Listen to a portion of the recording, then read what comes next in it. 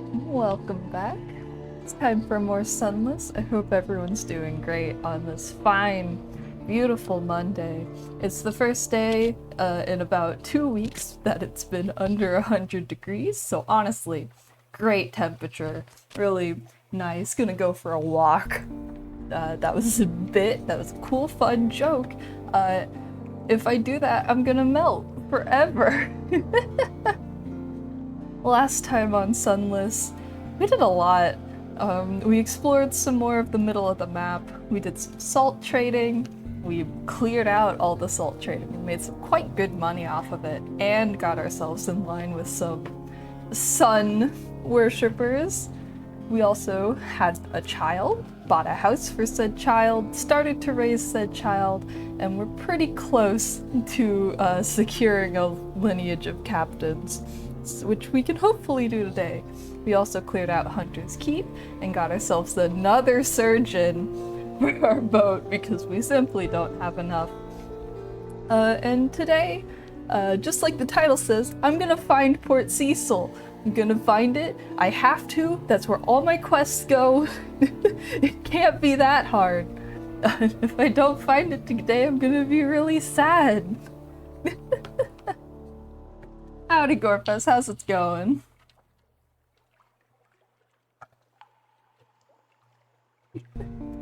God. This game has been just sitting in my brain, and every time I have free time to play video games, I'm like, I want to play more Sunless Sea, but no, I can't stream for 20 minutes at 12 a.m. That's simply not how it goes. Not the ideal. So all of my energy is currently going into this 2-hour chunk where I get to play it. Nice to hear things are going good on your end. Ooh, nice. What game? I recently started a Nuzlocke of Omega Ruby, cause I signed up for an event on the Nuzlocke forums back in January, and then I got too busy to actually start it. But now I have time, so my Omega Ruby fighting psychic duo lock is finally underway. Ooh, I love Sword. I had so much fun Nuzlocking Gen 8? Yeah. I think they're really fun games to Nuzlocke, all things considered, and I think people are maybe a little mean to them. You know how it is. So, a duo lock is essentially, instead of a monotype, you pick 2 types. And then for this I picked Fighting Psychic, and I'm gonna try and make it through every game pre-Gen 8 because I just, my Switch doesn't have that much space. But every other gen before that, I'm gonna try and beat it with Fighting and Psychic types. We'll see how that goes. I just started. Let's see. Currently for Port Cecil, I've decided that it must be somewhere in like this chunk, because it's to the northeast. So I'm thinking if we just go past Gator's Morn and chart our way out, then we're gonna have to run into it eventually. But first, supplies, so that we don't all die at sea. We have the money, so I'm just gonna pick up like about as much as I can hold. There we go. That leaves 8 spots in our cargo. So hopefully that'll be enough. Yeah, share your team. I love Pokemon. Let's see. I believe we cleared out everything else in London last we were here. Yes. Maybe I'll get a restful night just to really drop my terror down. On Echoes, it's annoying.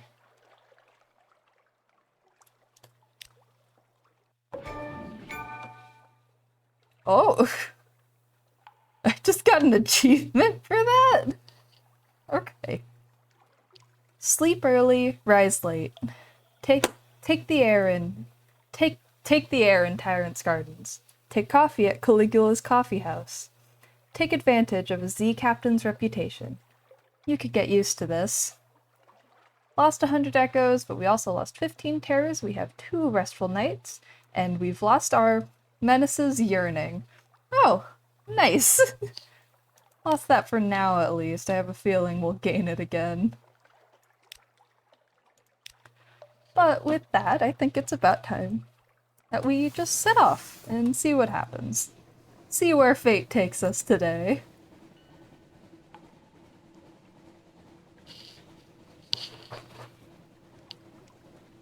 Bunnelby, Dottler, Scorebunny, Rookity, Bounsweet, and Pikachu. That's a fun team. I have a very soft spot for Dottler after my own run of Shield that I did last year, where it ended up being my starter, essentially.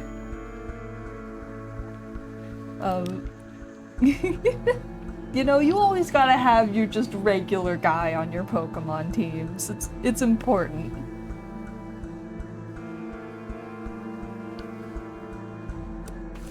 The sub-goal for today is to get enough Z stories to figure out what happened on Mutton Island, which should hopefully only take either one more time of doing this, or maybe we'll run into them out at Z, but we only need one more before we can do something for Mutton Island.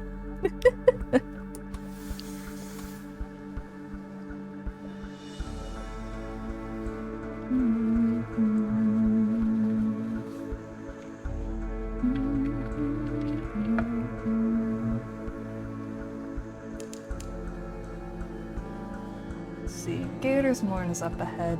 I'm not even sure if I want to stop there, honestly. It seems like they just screwed me over last time. But stories are stories. We'll see. God, the reference seems familiar, but I couldn't place it immediately. Then again, my brain is like mush, so that doesn't account for much.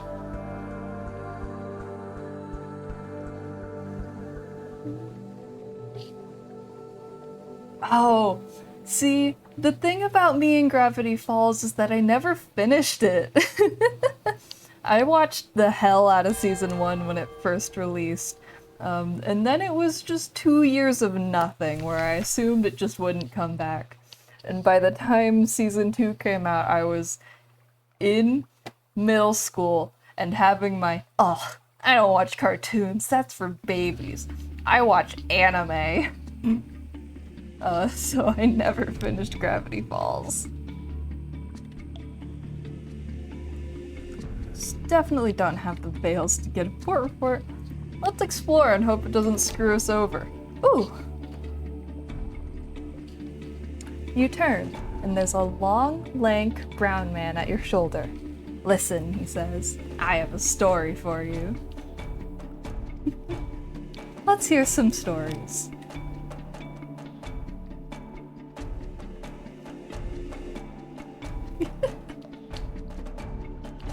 His story has a wedding full of murders, and a leafless forest, and a vast serpent which eats souls.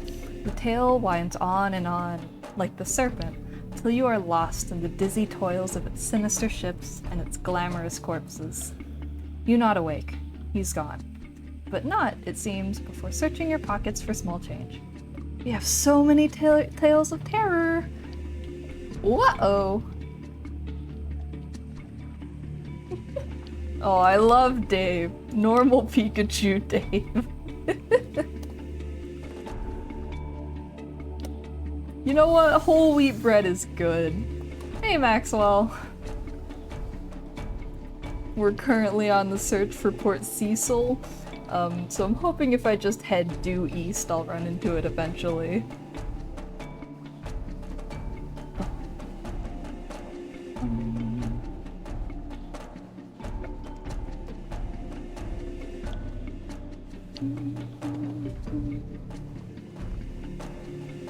Oh my, did you get it exclusively through having your captains retire? Because that's awesome.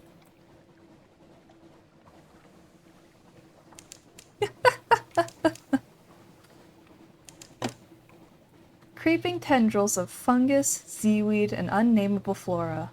We enter the snares. Alright, we've already found the labyrinth of eels. Don't see me? You don't see me. You don't see me.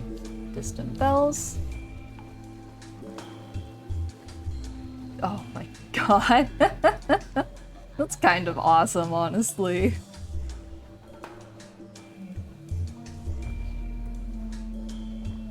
Another whirlpool.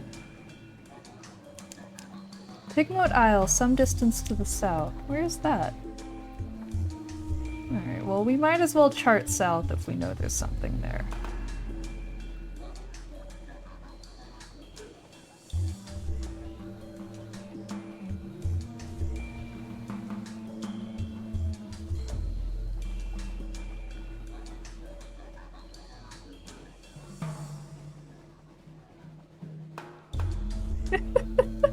The Retirement is a really good name for a ship. Where's the dock? Oh, I went the wrong way around.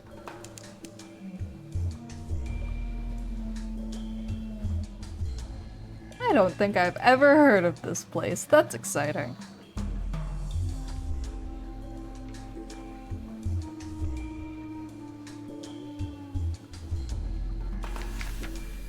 Pigmoat Isle. 2 houses, both alike in dignity. On a lonely desert beach. There is no habitation in sight, no market, only an old, rotting dock. A stretch of sand thickens into damp, black earth, from which sprout stunted palms? Not quite. Tall fungal growths with frond-like caps, as if someone had sculpted the idea of a tree from a mushroom. Disembark. See what awaits you. War? As you step onto the quay, you hear clamor, shouts, and shooting. You can see, off in the distance, smoke rising from beyond the hill, and dots of fire flecking the horizon. 2 tiny figures stand a little further down the quay, unmoving, as if awaiting your approach. A literary interlude. The following is an extract from the popular Diary of a Sea Captain from London to Irem and what we did there before we arrived. Washed ashore on Mutton Island, and subsequently serialized in the Unexpurgated Gazette. The author's identity remains unknown. The Tale of Pigmoat Isle, in which a delegation is made, a choice is presented, war is declared, the most singular treasure is sought by all, and a new empire is founded with tooth and claw. Chapter 1. The Delegation. The figures were rodents. To my left was a Ratus Favor, wearing goggles, a blacksmith's apron, and an assortment of tools. To my right was an unusually large guinea pig, wearing a helmet and breastplate reminiscent of nothing so much as the High Middle Ages. The rat stepped forward first and bowed. Welcome, Captain, to Rat Star Island. I am Edgar, second chief engineer of the 3rd Rat Brigade. I invite you to avail yourself of food and fuel at our expense. The only cost to you is a choice. The rat stepped back at precisely the same moment, with what appears to be the ease of long habit. The guinea pig scuttled forward and made a declamatory chirp. Welcome, Captain, to the Isle of Cavia. I am Lady Augusta Devereux Swinch of the Blackwater Swinches, seneschal to our King Gracenough, first of his name. I invite you to avail yourself of food and fuel at our expense. The only cost to you is a choice. 2 stood at attention, looking at me expectantly. The 2 remarkable rodents squatted, both seeking my support. I knew I had to choose carefully. Rar XD Island. Let's see. I spoke to the chief engineer. His eyes had a wave cold glint to them, and he wore his scars like jewels. A rat in the making. I asked the chief engineer to elaborate. He looked at me for a long, measured moment before speaking gruffly. We came to this island to make a home for ourselves away from London, its cats and snuffers, its rat-skin suits. We came to live as citizens of our own republic. We came with our tools, our teeth, our clever hands. We made a beautiful city by the light of the rat star that shone bright and blue on Mount Ararat. The chief engineer nodded towards the distant hill. One day we braved the depths of the chicken woods, and from the top of Mount Ararat we plucked the rat star to be our light, our beacon. But the pigs of Cavi saw the light, and they lusted for it. They sent armies to rule us and steal our star. We will not permit them to take what is ours. We will resist to our last breath. Will you join us in defeating them? I spoke to the seneschal. How did an armored guinea pig manage to look regal? A knight out of habit. The seneschal cleared her throat with a delicacy to rival the duchess's own before speaking. Gracenaw the king, our lord and sovereign, full 7 months had sojourned on the sea, conquered this island, and won the southern main. Now no fortress against him shall remain, no city walls be left for him to gain, save the rats that squeak beneath the mountain. Unlikely was the lamb of our deliverance. Assured shall be our glories and their falls, when Our Lady's eyes restored be to our hall. The seneschal composed herself, then added, We saw the truth and beauty by the light of Our Lady's eye on Mount Caveat, but the rats, with their guns and their chatter and their peasants' politics, stole it from us. We will subjugate them and take it back. They are a rabble, and we will rule them with the steel-shod velvet of our paws. Will you join us? I've heard more than enough. I was ready to make my choice.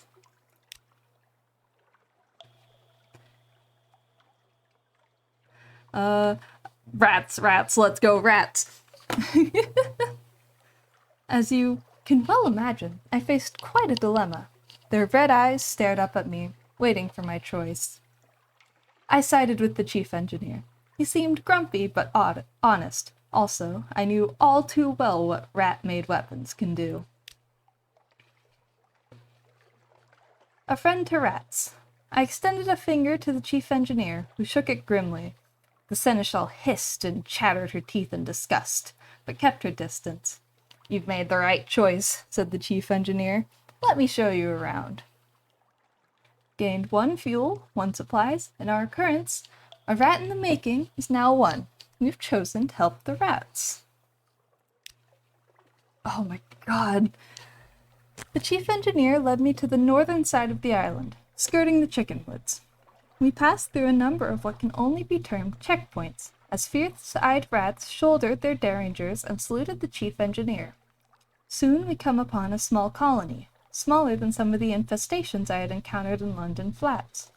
Perhaps only 50 Ratus Faber altogether, working diligently to fortify their side of the island. The first thing I noticed was a brilliant light, beaming out from a stump of chickenwood about 6 feet high.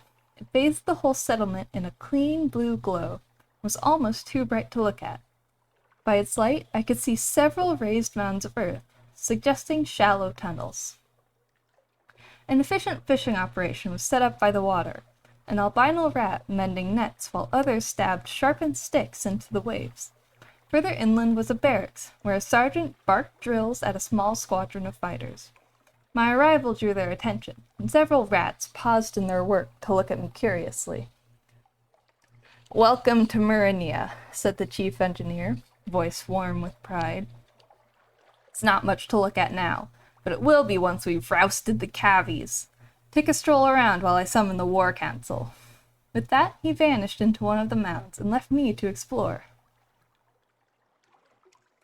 I visited the rats' barracks. The drill sergeant appeared to be sizing me up. Were the few rats around her really all she had to launch an attack? We were fighting impressive odds. I approached the drill sergeant and went so far as to salute her, which earned me a grunt of satisfaction. The sergeant dismissed her troops and offered me a bit of chickenwood jerky to gnaw on. There's more of us below ground, she explained, but not enough. The cavies are bigger, and there's more of them. We're better with weapons, but haven't got the stuff to make them with. Most of us came here stowaways and brought nothing but food, tools, and the fur on our backs. We can fish, and we nibble the chickenwoods, but we can't make guns out of trees. The cavies came with their own steamer and seem to have endless supplies. We raid them sometimes, but there's so few of us, and we can never hold on to the territory gained for long. But that's of no consequence. All we want is to be left in peace to build our republic. And the Rat Star. she added thoughtfully after a moment. Of course. We want that too. Let's take a look at the rat star. An excitable-looking rat was peering at it through smoky goggles, twitching her whiskers and making notes on what appeared to be real paper. Blue as sapphire, but endlessly more brilliant. It's not a star, of course. Not really. But try explaining that to the others, the chief engineer. The chief engineer doesn't want me working too hard to convince them. Says this is better for morale. But just look at it. Look! She offered me her goggles. I managed to work them over just enough of one of my eyes to see the truth of what she was saying. It was scintillac, but unlike any I'd seen before. Blue as sapphire, but more brilliant. Something about the clarity of its color was tremendously soothing. The chief science officer tittered with pleasure as I handed her the goggles back. Those of us who have been to the Cabby side of the island and lived to tell of it say that there's plenty of glow there. Plenty of bright in the water all around, but nothing like this. We took this from the island's center, Mount Ararat. Only it's not a mountain, of course, any more than this is a star. It's hollow. There's sweet water inside and coral crawling all up the walls of it. But nothing that glows, save this. It's ours now. No one can take it from us. Headed down to the beach. Who ever heard of a rat mending a net? Where the green billows played. An albino rat smiled up at me from his mending work, looking dainty and a little shy. Chickenwood floats, especially when it's dried out and sealed, so we're able to paddle out a bit and cast our nets. Come up with all sorts of things. Blind fish, crabs, sometimes a chunk of broken tentacle. But the fishing would never be so good without the rat star, he beamed. Think it only draws good fish and keeps the scary ones at bay. I know the chief science officer doesn't believe it, but I do. That light is our livelihood. I finished my exploration. The bells of the War Council rang. I was summoned. The chief engineer emerged from underground with a motley assortment of other rats. He introduced them as weapons experts, strategists, and field commanders. So you're going to help us beat the Cabbies, he said, a hard edge to his voice. But how exactly?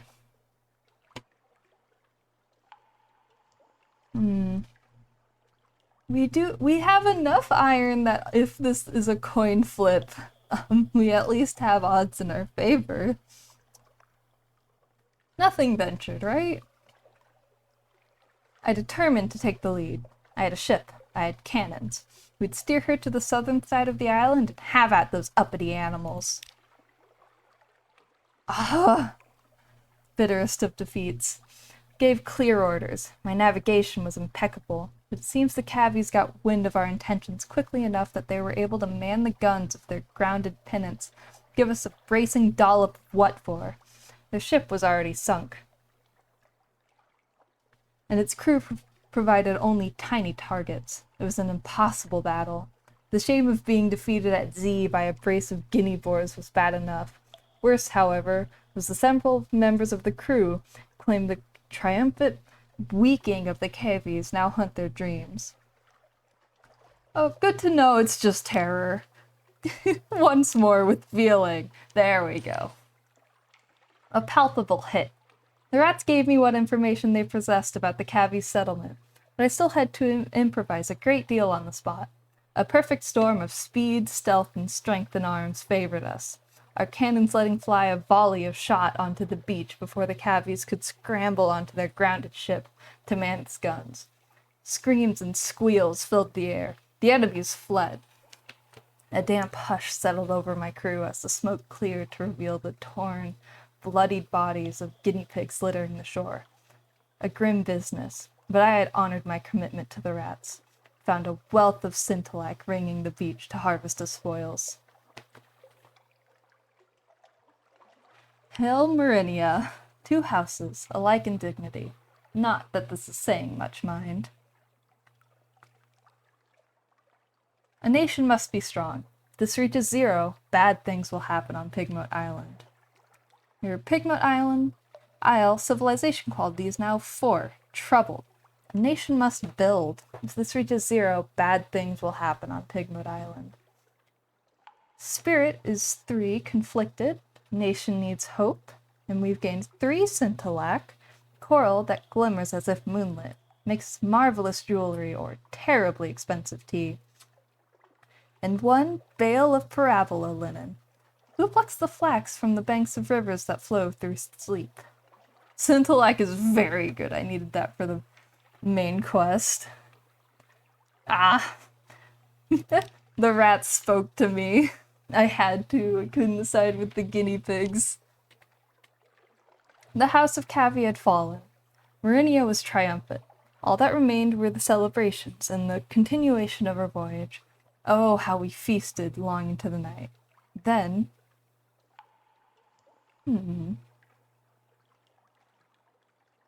Could invite one of them to join us.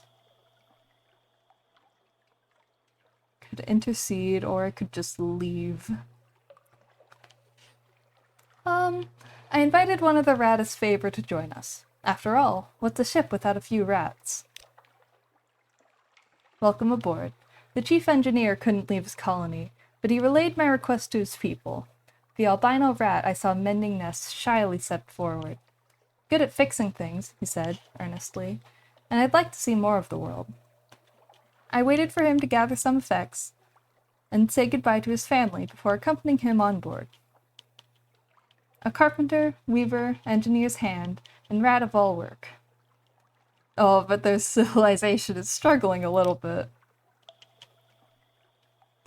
I interceded on behalf of the Cavies. They were crushed, defeated, and I could see that their spirits broken without the light of the rat star to guide them. They needed an advocate.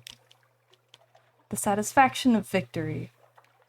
I appealed to the chief engineer's moral fortitude and sense of fair play. Perhaps the Cavies suffered the loss of the light from the center of the island? Perhaps they were only trying to get it back, not steal it from the rats. The chief engineer looked troubled, but shook his head. You fought 1 battle, Captain, he said gravely. We've fought hundreds against them. They're monsters, pure and simple, and the sooner we're rid of them, the better. Rid of them? I saw, by the light of the Scintillac, a dozen rats using the steam pinnace supplies to build something that looked remarkably like a sausage machine. You could not forge peace between the rats and the Cavies. Unfortunate that. Perhaps in another life. The wide, dark Z beckoned. We had eaten our fill, and our business was concluded. It's time to continue our voyage and see what other wonders and terrors still awaited us. The end. There. You finished your diary entry, and the final dregs of the rats surprisingly good wine. They line up to salute you as you leave the victory banquet, escorting you to your ship through the foundations of their new republic. We have a port report, Pigmoat Isle. That's all for now. Hunger quality is gone, and a new nation has been founded. This is just a whole little thing. That's fun. That was really cute. I'll have to check in on this place. I was not expecting that one. Before we leave, visit the KV ghetto. Marinia has not been kind to its enemies.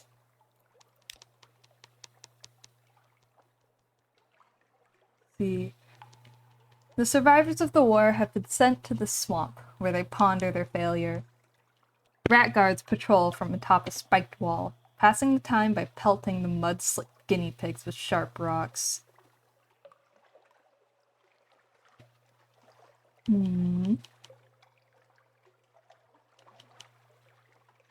We do have enough supplies that I might try to smuggle food into the ghetto. The Cavies have little to offer except their gratitude.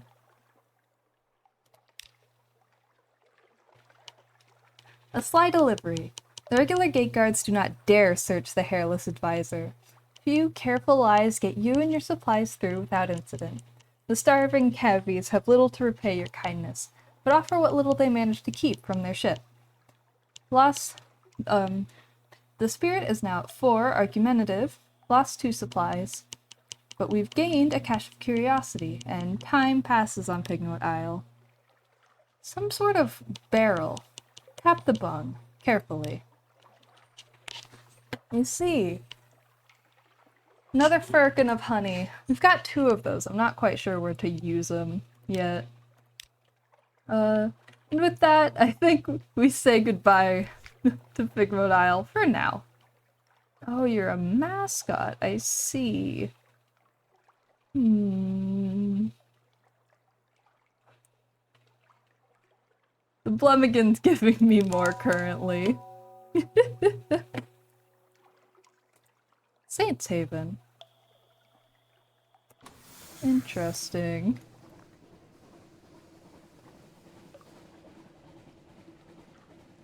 Well, back on the ocean.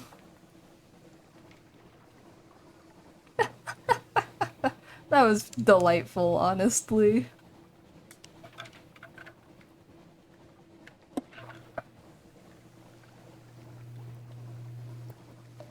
There's something over there. I assume just rocks. Oh, that big crab is still there.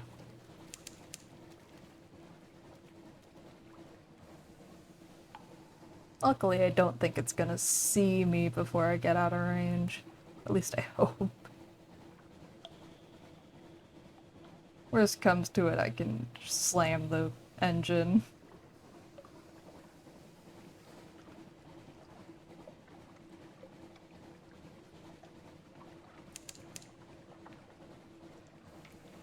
Let's see. So I'm hoping if I just stay in this general area, I will find... Oh, goodness. Shark. Shark!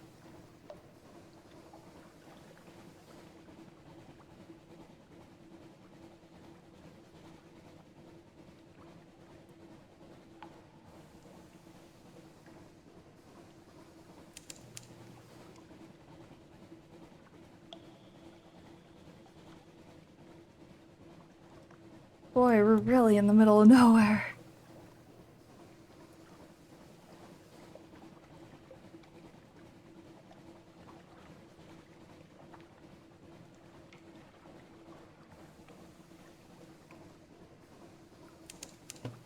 Station 3. Is this what we're rolling right up and on? It must be, because I don't recognize it.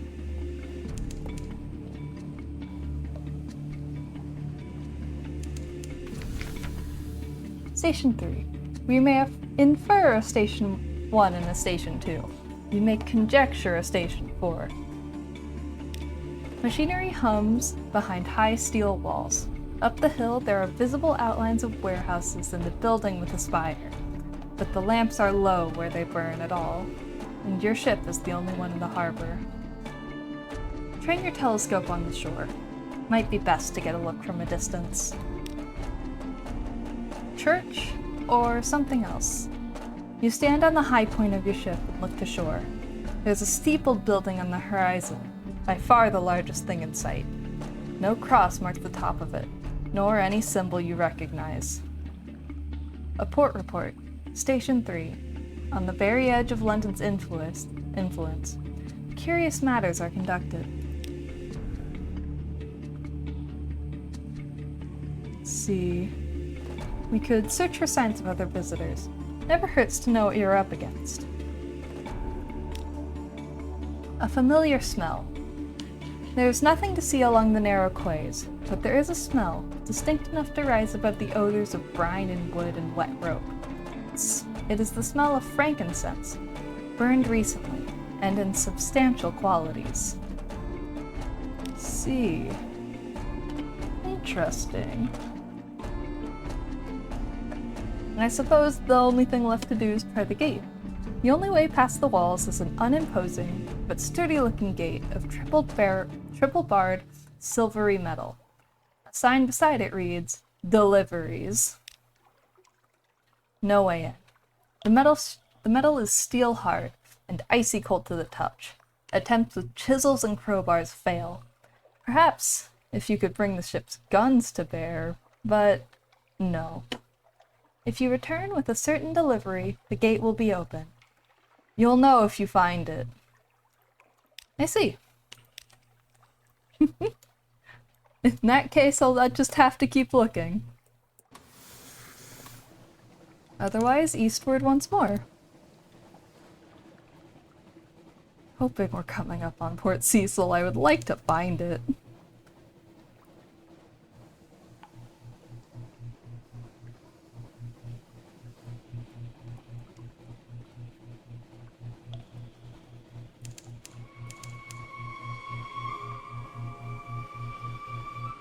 We hear those voices that will not be drowned. This is the sea of voices. We are close to Polythrene, where nothing is truly dead. See, that's ominous and foreboding, perhaps?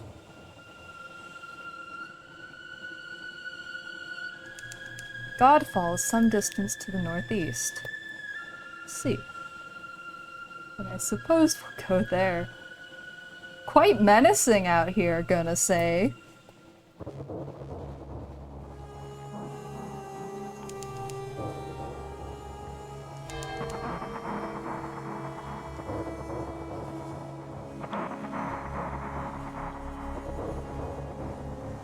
May head home after this, just because terror's getting a bit high.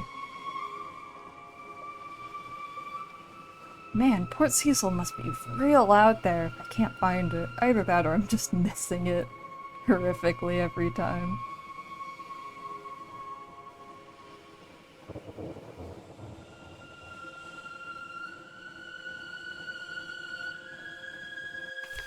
Godfall. Sometimes, just occasionally, bits of the roof fall off. Be glad you weren't here when this one did. The brawling, bearded men who live here call themselves monks. They pay lip service to Saint Stalactite, which fell from the roof, but their chief interests seem to be wine, blood, and shouting. Of shouting, let them tell you about the past and present events of the monastery. Tales. They are eager to talk about their history. The stalactite, they assure you, is one of the citadels of the starved men who dwell in the roof. When it fell, a few of its occupants survived to become the monks' progenitors. How does that work, you wonder, with their vow of celibacy?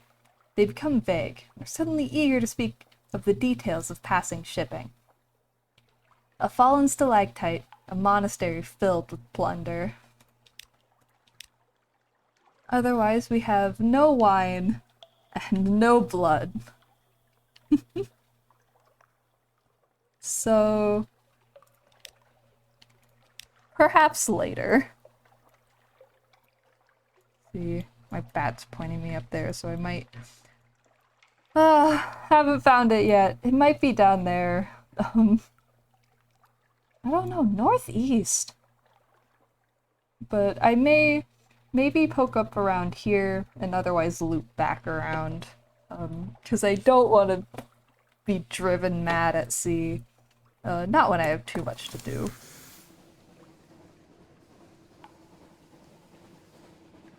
Far too many goals back home to die out here.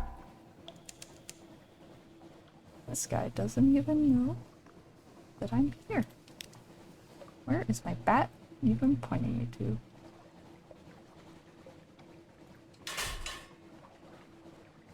The light out there. It's gonna give me Godfall. My bat is marking this in a really weird spot that I don't love.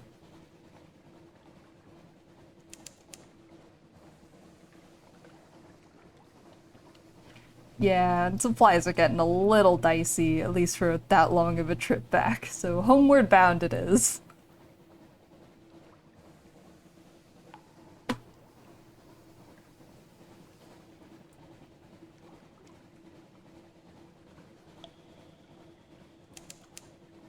Stop telling me about Godfall.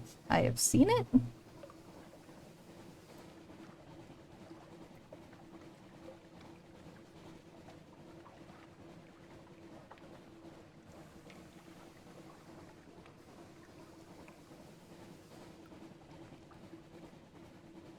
A lot of pirates out here.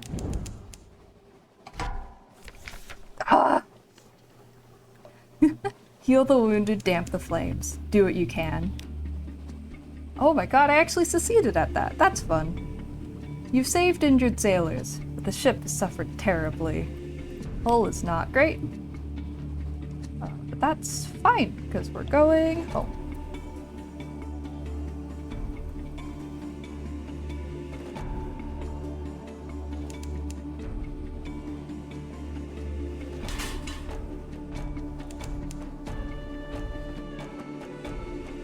See, Chapel of Lights is up here, and I know there is...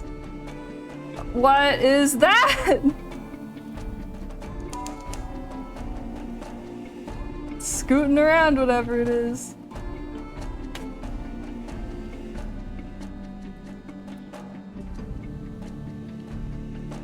There's a Sunless Sea rap. Is that official? Is that like the Nancy Drew rap?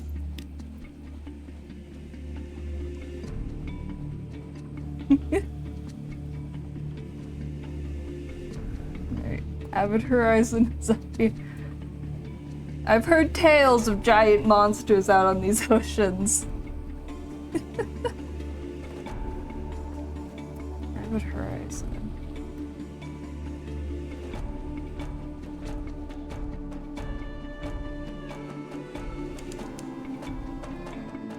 Is this a port? Something terrible gonna happen to me here?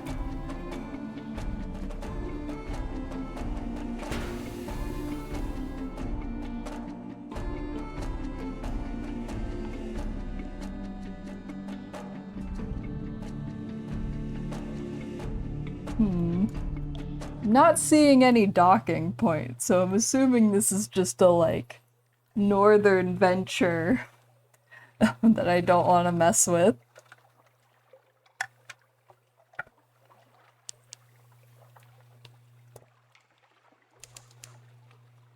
Let's just route our way back to the Chapel of Lights, perhaps.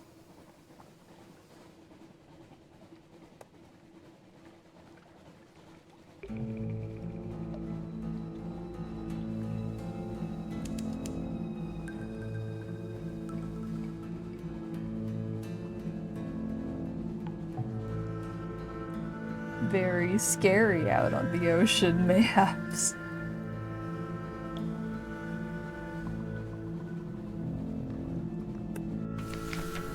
Do you hear music? Let's see. Could eat.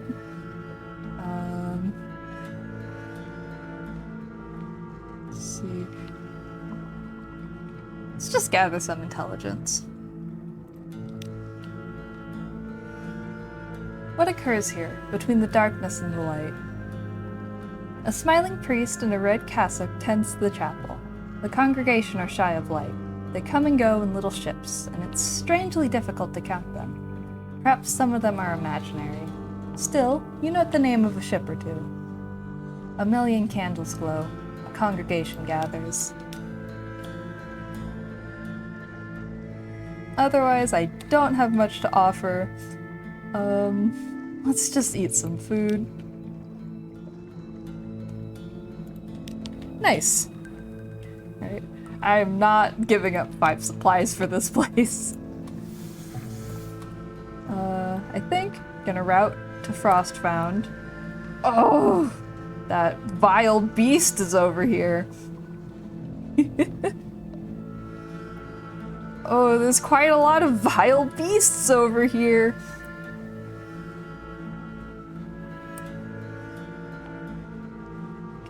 Okay. If I cut through the fog, it's not gonna see me because there's fog. I'm just gonna chart myself over to Frostfound.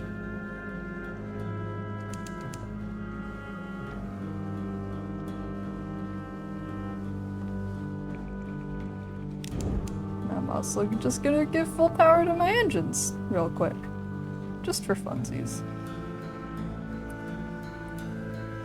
It's been a while since this game has made me... God damn it. Okay. We've lost 3 crew. But I honestly think that was preferable to losing any more hull.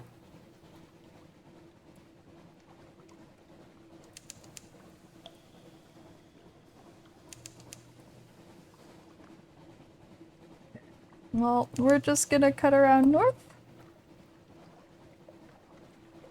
It's been a while since this game has made me that nervous.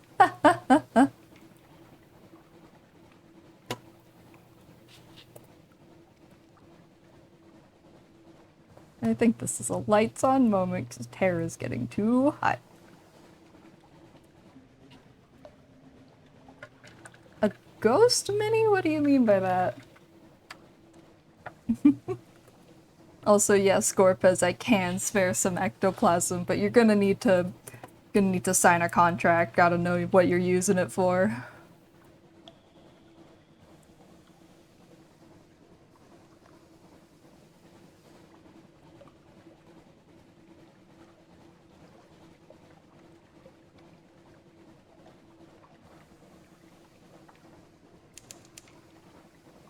I know last time we were here, they gave us some free supplies and such, so I'm hoping we get that again.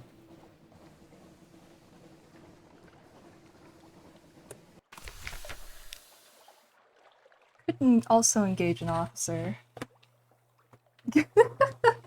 I see, you have approval for the Gartini. Tireless mechanic. He's only 20 echoes, and we don't have a mechanic, I don't think.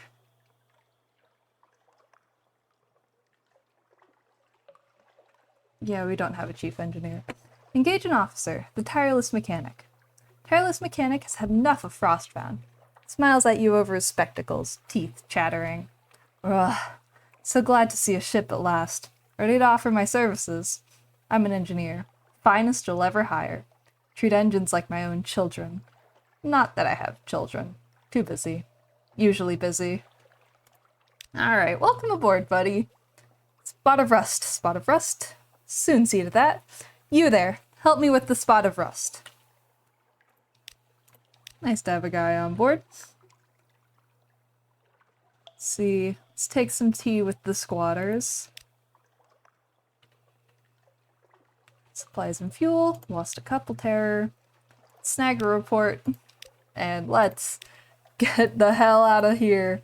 Go back home. I might stop in at the salt lines just to see what's going on there, now that we have officially cleared it of salt. But otherwise, this ocean voyage has concluded. Oh, I forgot to install the new officer. Well, we'll do that at the Lions.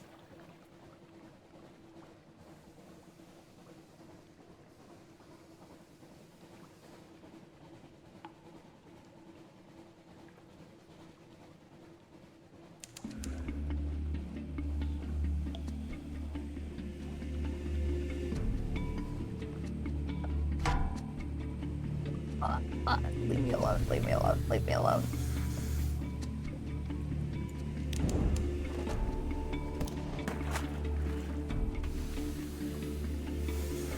You? Oh my god.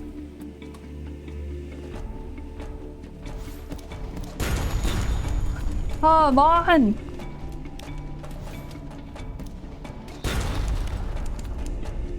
I'm so close to port. I'm so close to port. If I die now, I'm gonna be really upset, honestly.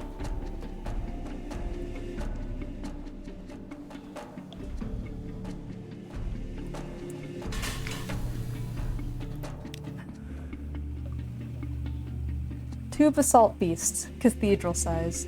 They frown eternally at each other across the black waves. The north one carries the remnants of an encampment, fraying and tattering in the wind. Supply dock stands empty below. Pick over the encampment. From time to time, some entrepreneur attempts to continue the disassembly of the salt lines. Never ends well, but perhaps they've left something. Fuel, supplies, terror. Barrel of Murgatroyd's fungal crackers. Sack of coke. Tear-stained Bible. Odd slick of blood. Take what you can and leave. And compile a port report. Nothing remains. Witness. An end. Even time is halted here. Who comes to survey the remains? You know what, Chief Engineer? Let's dine right now. I can't think of anything more important to do right now, mechanic. I don't have a scion yet. I'm so close. That's like part of what's frustrating me a little bit. But hopefully I'm just gonna hang out here until this guy leaves. Just gonna hang out here until this guy leaves. Hey, mechanic. Let's chat. Invite him to dine with you.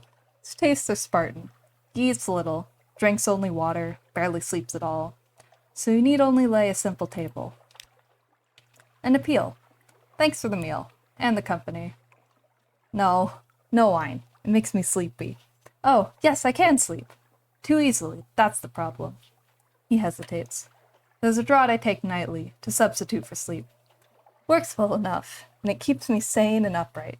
But I wish I could enjoy just one night's sleep. If you could help me. We need a clay man from Polythreme. We'll need a mirror catch box. And we'll need to go to Hunter's Keep. I'll explain when we get there. No, I'm serious. I owe you a great deal. Mirror catch boxes are rarely sold in London, but can be found in the Khanate and occasionally elsewhere. Ah, death seems to be the vibe right now, Gorpez. That's unfortunate.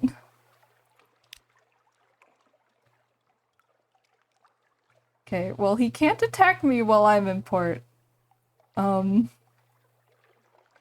I'm just kind of curious. I'll be right back. I was meaning to get up and stretch and stand for a second because my leg is cramping. So I'll be back in like a second. And hopefully we can just pull this poor little ship into London barely alive. We'll see.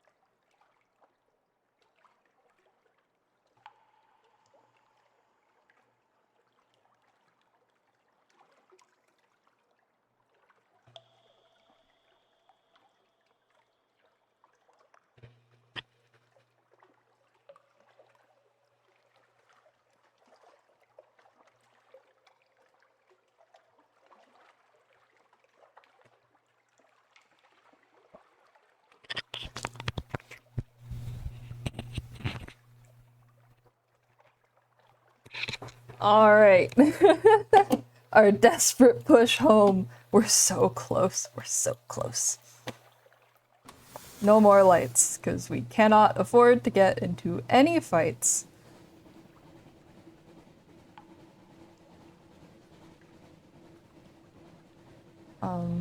Hopefully, everybody pray for me right now. Just gonna cut over to safer waters. Because, you know, the waters around London aren't that bad.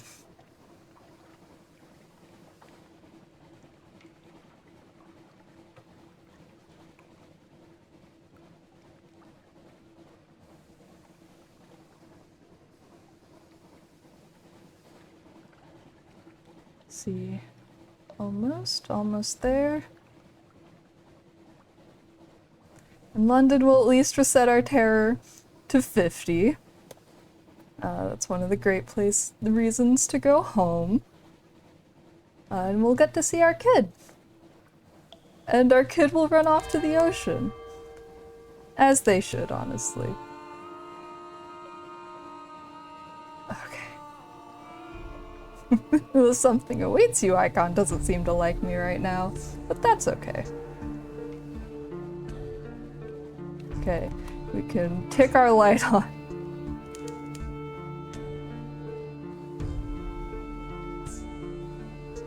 Home. Home waters.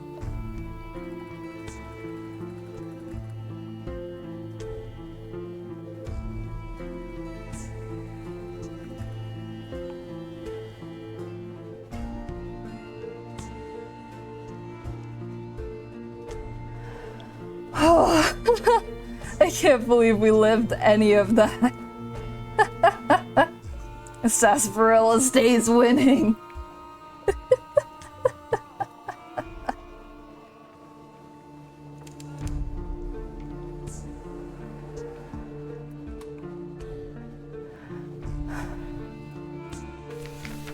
Oh. A breath of relief.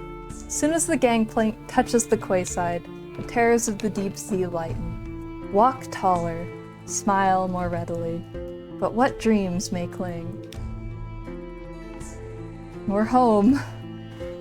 We've got some nightmares, but we're home. What have you got for me, Harbor Master? Something has changed. Someone wants to sign on. That's it for now. Another day of free evening, and the Rose Market continues. Child, time with our family. Child, I offer you tell tales of far lands.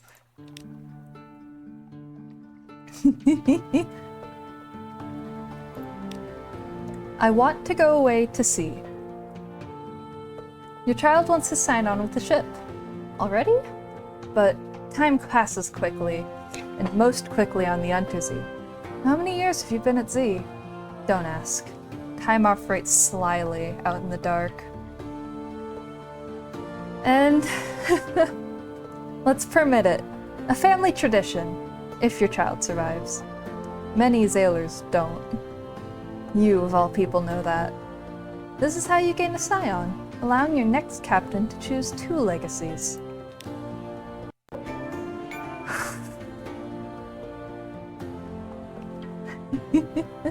All is well. For now. New Year's Day, 1890. Quartermaster's assistant of legal age. Signed on recommendation of legal guardian. Give equal treatment. You have a scion. When you die, the next generation may take up the torch. In the meantime, they will still live at home. Probably. Z fever is gone. We've gained the accomplishment of a scion, and our child has gone to Z. See, snag morning papers. Oh, interesting. The Khanate is threatening war. They always are. London's colonies on the Canelian coast want independence. They always do.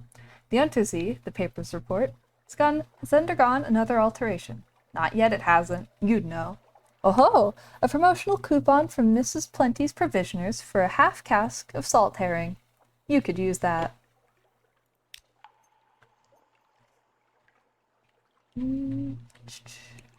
Otherwise, there's stuff out in London for us, definitely. Primary one. Oh, first port reports. Gorpez, you can't ask me for name ideas. I named my roly-coly Wheels. Godfall. Pirate monks. I honestly have no idea what we're supposed to do about pirate monks. What are they up to? Port submitted. See, we've got the echoes. We've officially surveyed that, and we get fuel. We're gonna get a good degree of fuel. Station 3. Excuse me, just let me call a colleague in. Omitted. This is my colleague, Mr. Villain of the Ministry of Public Decency. Mr. Villain, this good captain's report is here. You would care to go? Yes, the fire is already lit. Let us... There we go. Now only ashes remain, and it might have caused such a lot of trouble.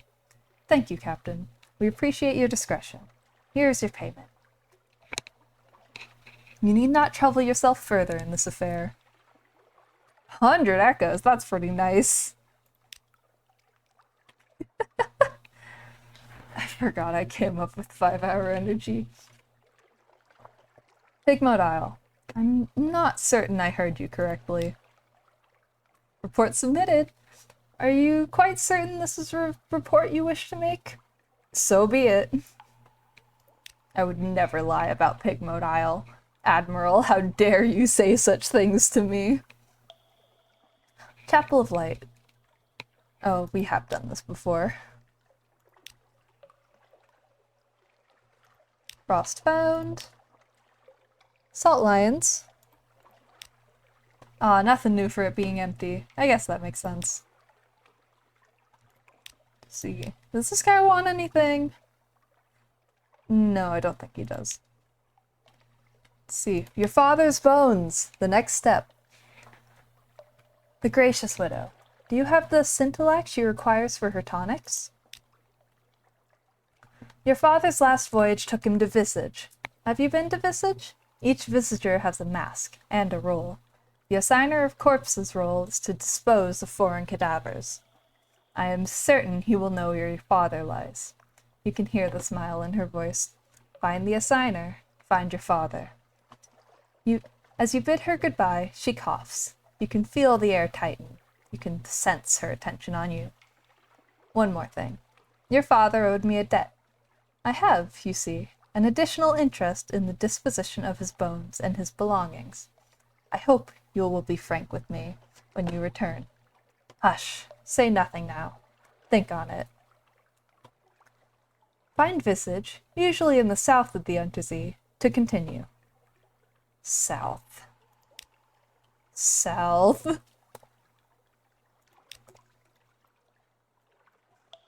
We've only gone north. I guess that's as good a place to start as any. If we can just clear out these middle areas, we'll at least find stuff. What else is in London? I know I had a bunch of stuff to do here. Anything for the scholar? I think I'm saving some of it.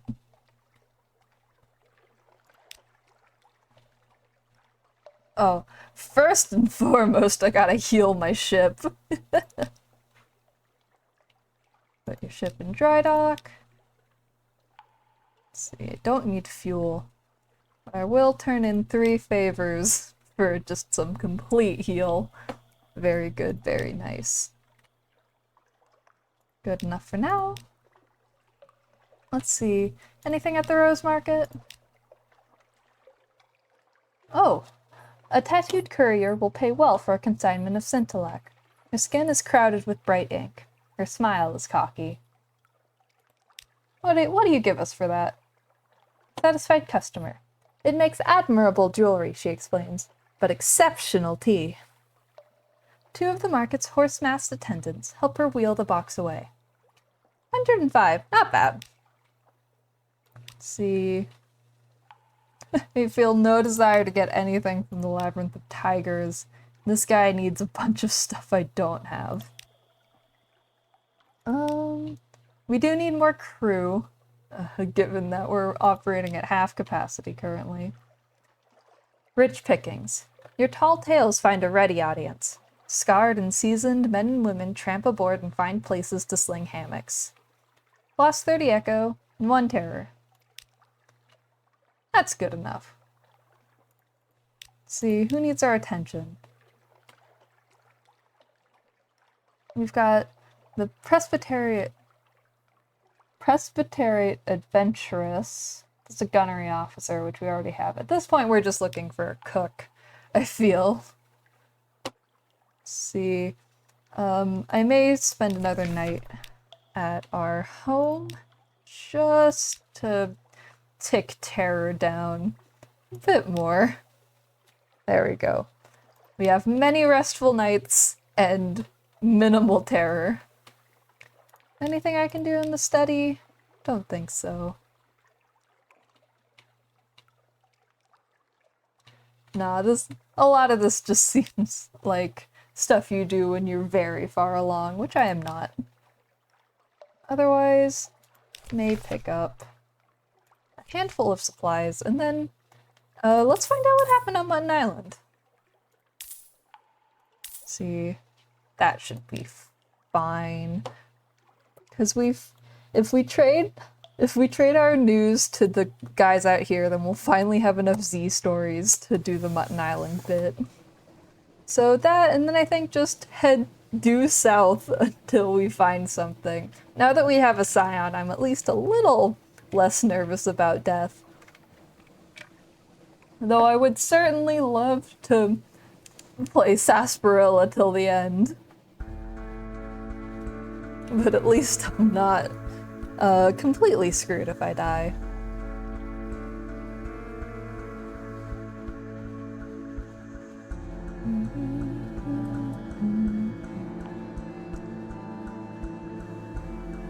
Good folks at the ship could use some news, as always.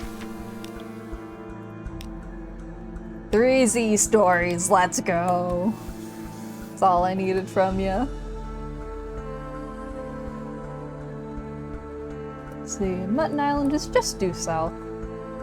So we should happen upon it without incident, unless there's something hiding in the fog.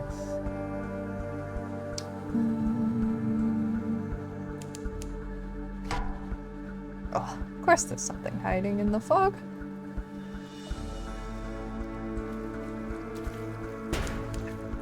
Annoying little thing.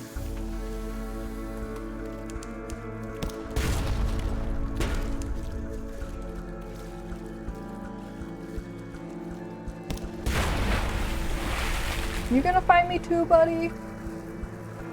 So I'll just dock and ignore you. Butcher it. We don't need knowledge. He's everything so aggressive lately.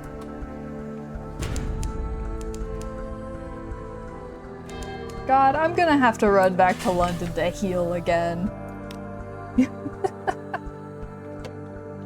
Entertain your crew's terrified speculations. Each of them has a theory about what happened on the island. Unlikely tales. A sprightly deckhand blames Storm. He's always gusting and blustering around here. The islanders must have angered him. Craggy crewman shakes his head. No, we're that well of theirs. There was something waiting in the bottom of it, and it finally climbed out. Psh, scoffs the solemn stoker. Mark my words, this is the work of the Fathom King. His complexity only takes what's offered. 4 tales of terror. I need to find a place to spend these things. Let's see. Report.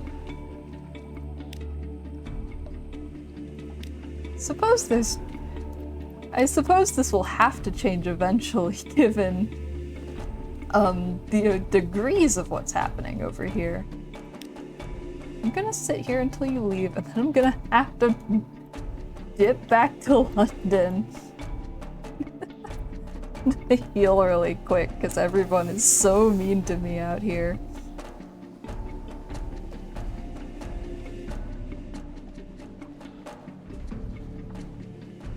My something await you thing has just decided it doesn't want to work today. I guess that's fine. We all have off days. Oh. You've begun to dream of a vast eye. Once more. The eye just doesn't seem to want to leave us alone. But we do have plenty of good night's sleep, so hopefully it won't be too bad.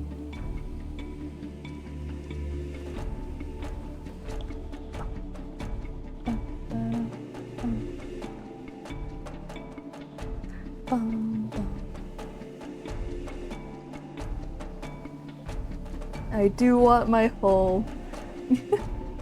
I don't have enough money for a dreadnought. One day.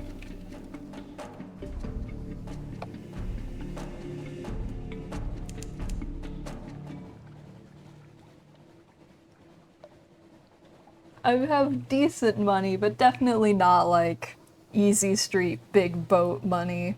At least not yet.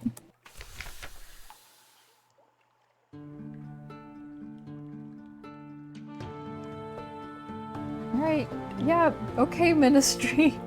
Search my boat. Gorpez. They leave scuff marks on the newly scrubbed decks and take great pleasure in tangling the rigging. They find nothing more dangerous than a moldy ship's biscuit.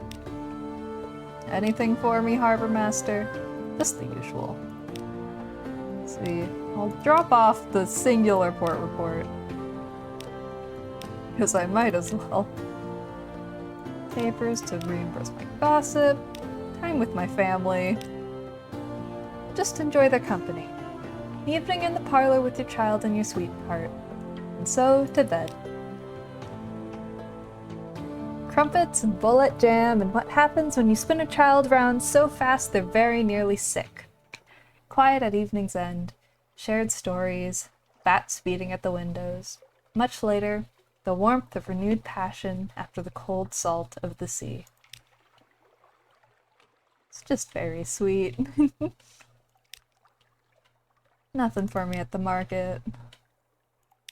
Dry dock? Somebody please fix my boat.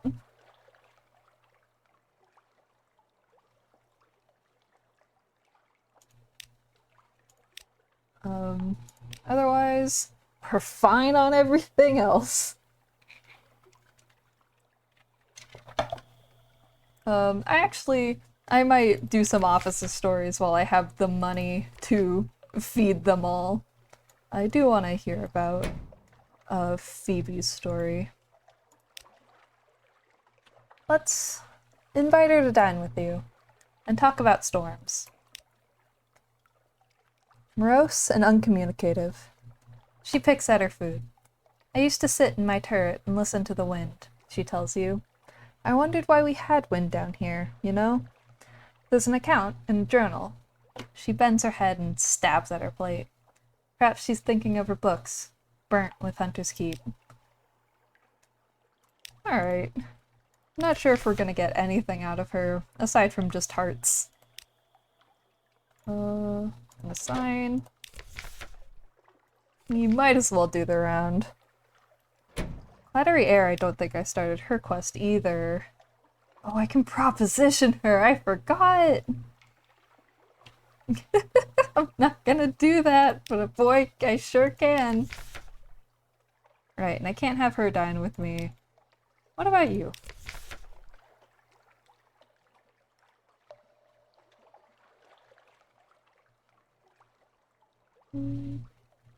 Invite her to dine with you, and ask her to remove her glasses. You'll need to tempt her with the very finest gossip of the Z. Eyes unconcealed. She removes her glasses, folds them neatly, and places them onto the table. Then meets your eyes. Her own eyes are marvelously bright. The irises are amber. White seem to be flecked with gold. Yes, she says, I've been touched by the Dawn Machine. Believe you already knew that, or you wouldn't have asked me to remove my spectacles. Might be wrong. In either case, nothing has changed, now that you know. We will still be wary of each other. She taps her thumb against her index finger. I am always the same, do you see? I do not change. I proceed on the same path I always have. I am only one choice, and I will be content only when I have no choice at all. Now, let's eat and talk. You promised me something special, and I will give you what little I can in return. What will she become? Lost our searing enigma, though I'm sure we'll get it back eventually. And we did gain some mirrors from that, which is nice. Let's see.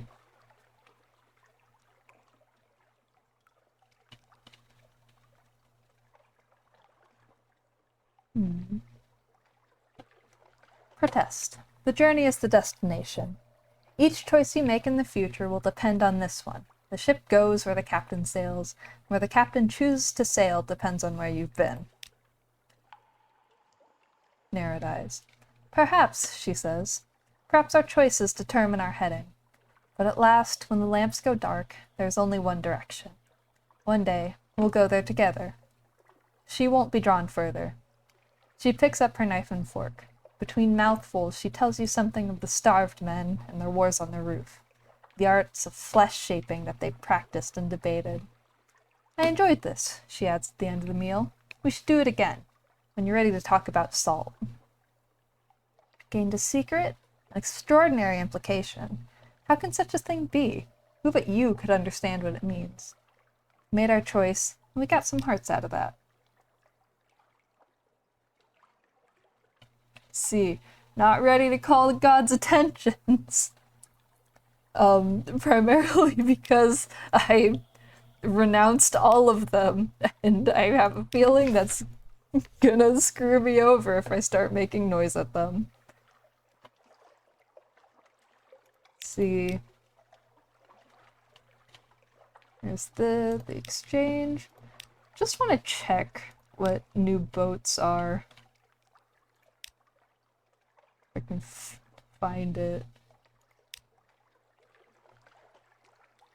New engine. Shipyard. Was that it? Yeah. Right, there's this one that's just here. If you want to kill your officer. 1,000 echoes for a steamer. 2,000 for the cutter. 3,000 for the corvette. God, the dreadnought's quite a few echoes. Not getting that one anytime soon. One day perhaps. As of right now, I'm gonna hold off on any upgrades. Just buy a couple supplies.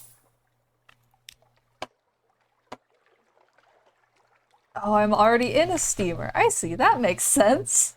I don't know how to read. Let's see. Scintillac, purple linen. Just kind of hanging on to all this stuff. I'm never sure what to do with it. Is there a way to drop these off at home? Because I might just want to clear at least some of it for now.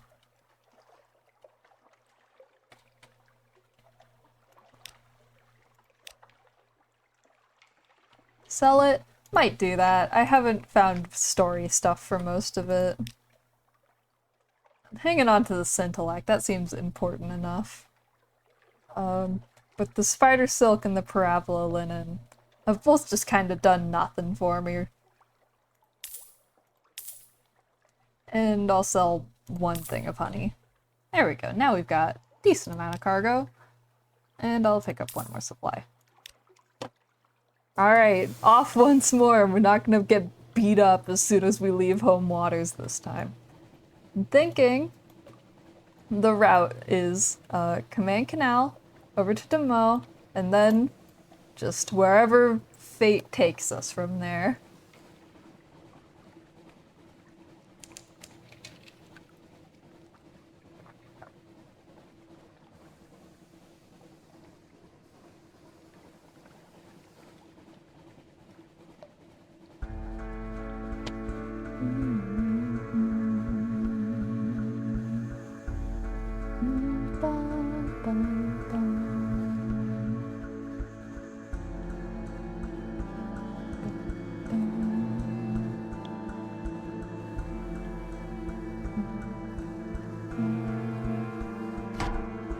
Leave me alone, you stupid little crap. Okay?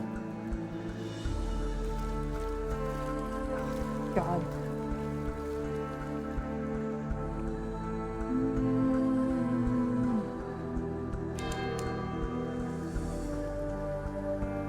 I should probably get some back weapons when I'm next in London.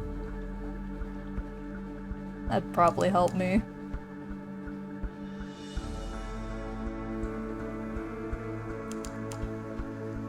All clear.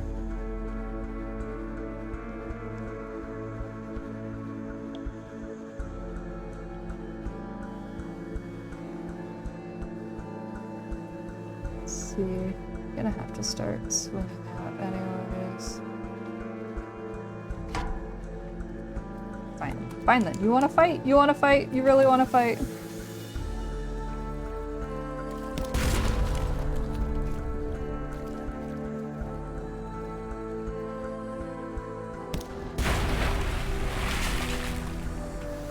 Okay. Well, at least that's something to eat. Annoying little beasts.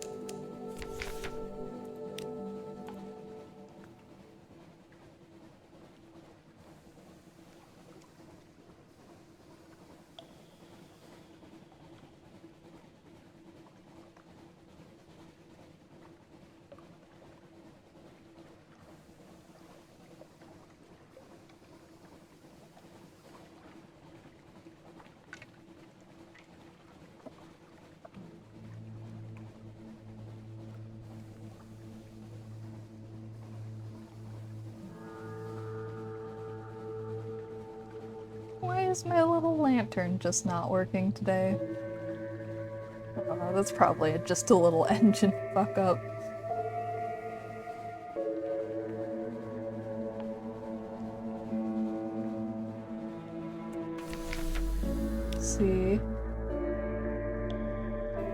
need way more stuff. Specifically, way more fuel to get to the surface. But maybe next time, honestly. We're close enough. Ooh! Gotta moves in the great game for that one. Snag a report. Alright. Maybe later. I certainly have the money to buy that much fuel, so perhaps when this venture takes us home, if this venture takes us home. Launch. No lights yet. We're still in decent waters. And besides, I'd rather hide from most things out here.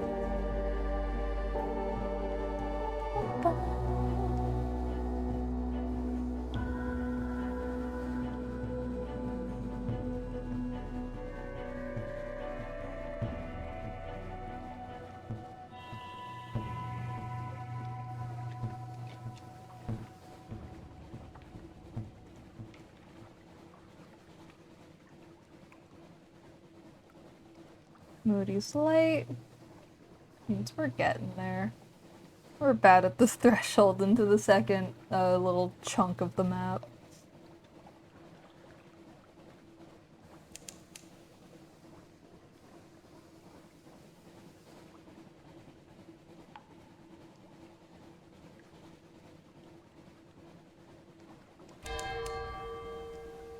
Green glass and basalt.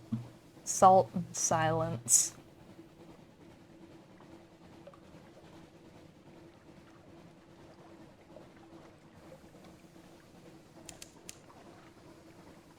Let's see, what's out here? The Iron and Misery Co. station. We could take tea with the factor. The poor fellow needs the company. He can spare an hour away from the schedule. An interlude. You sit on the veranda of the factor's house, looking out over the fungal jungle, an expanse of green and sour gold. The air is thick with hovering spores. The scones are stale. Even the tea has a hint of mildew. But the factor is good company.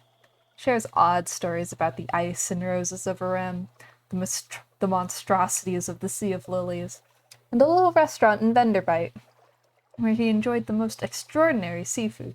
Venderbite, I know! I'd never met a tomb colonist who could cook! You must visit the place. Do you know it? He also has a load of bulgus frond carted aboard your ship. He waves away your thanks. I've eaten so much of the stuff I fear that I might be transformed entirely into fungus.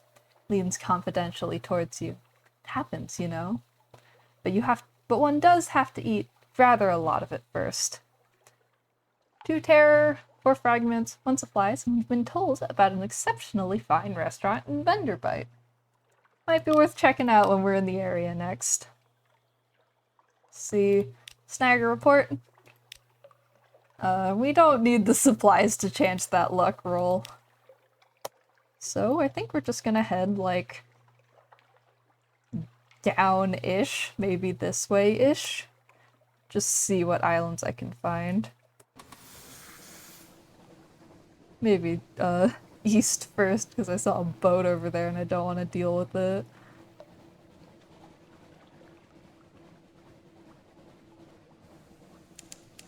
Nothing in range yet. You never know.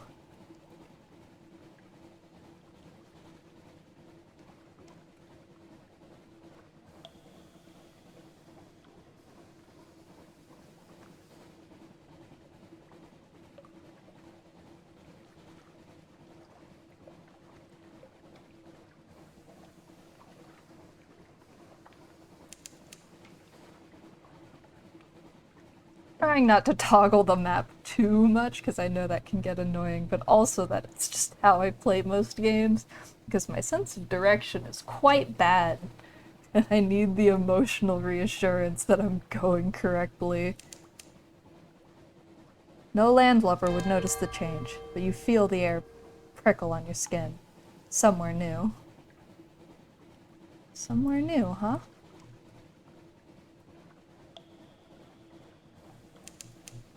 No islands yet.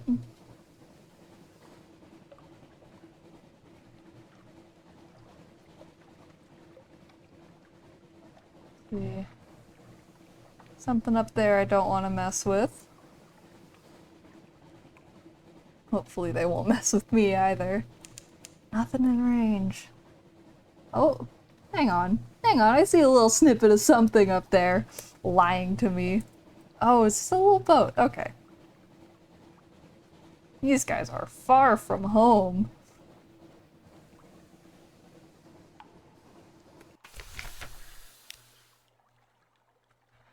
Let's speak to the crew. They're far enough out that they could probably use it.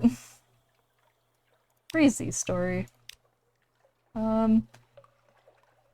Propagation of light ship. Little fuel. I don't really need fuel though. But, you know, it's a nice little stop. Let's see. Sailing once more.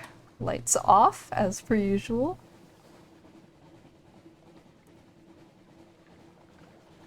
Anything out here for me? No islands still. A little annoying.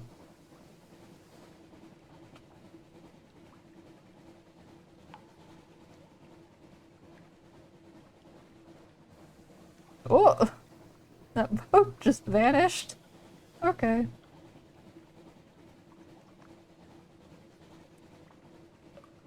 Bet you got anything for me?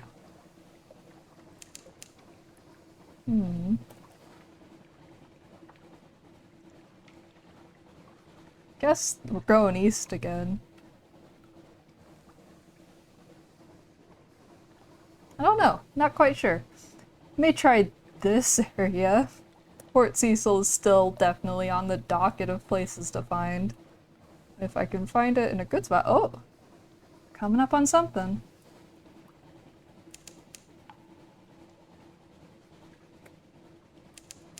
Khan's Glory. Let's see.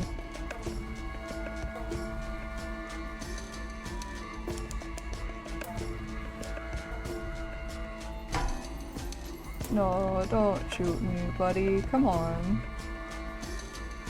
I haven't done anything yet.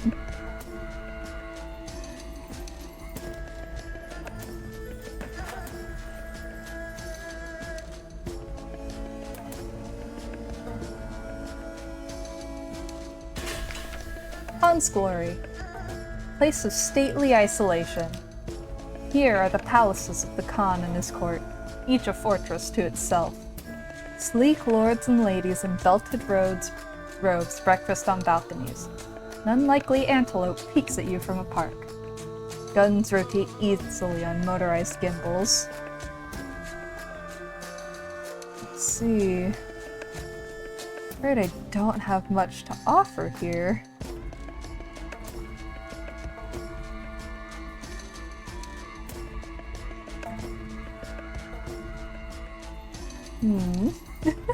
We could offer some coffee next time we're here. Otherwise, not much, currently. Cruise past the clan palaces. Khan's Glory has a steely beauty, but the clan lords are ever suspicious of spies, and those gunning emplacements are vigilant. Strength and brilliance. Light blazes from every gate and window. You glimpse guards in gleaming uniforms, subterranean gardens of mauve and purple, hanging ornaments of scaled carnelian and jade, statues of warrior Khans past. The water is dark and calm. The sentries watch you with calm distrust. Let's see, lost two terrors, memory of distant shores. You now have one. The white and golds are watching you. Menaces, Kaganian suspicion. The Khanate distrusts all foreign nations, but London in particular. Let's see. We could do this again, but it's time for us to leave. No shops. I'm not gonna go quite yet, because this guy's bothering me. Let's see. Khan Heart's down there. So I'm gonna sit here until he leaves again, because I've done nothing wrong. I'd rather not die yet.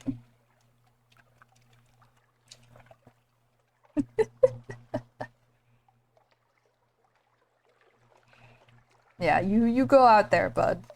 Alright? You go out there. It's good to see that he won't follow you into these little tunnels.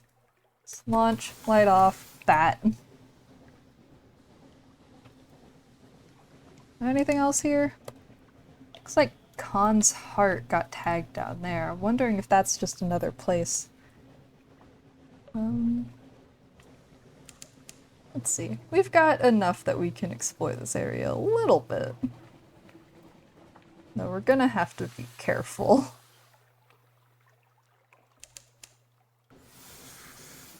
Since they seem to shoot on sight, and I'm not sure if there's a way to make them stop.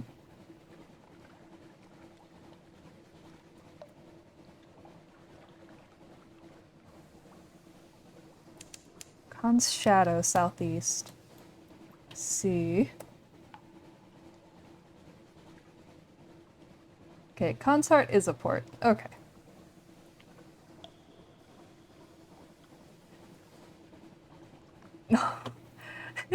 My little boat cannot kill them first, unfortunately.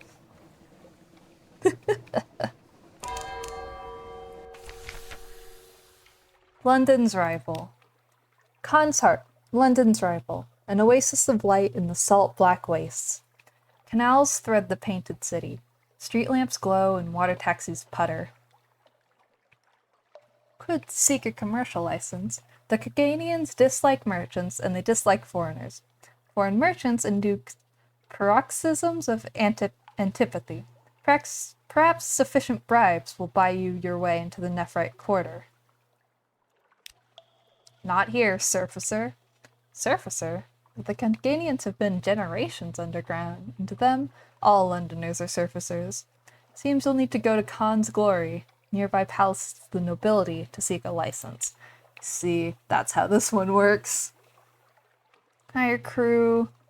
Could go wandering. Purchase supplies. Pay a storyteller. Port report. Not worth it here, I see. See. Let's wander. Foreigners are restricted to the Copper Quarter, but as long as you don't try to cross the bridges, you can explore in reasonable safety. A shrine of the deep blue heaven.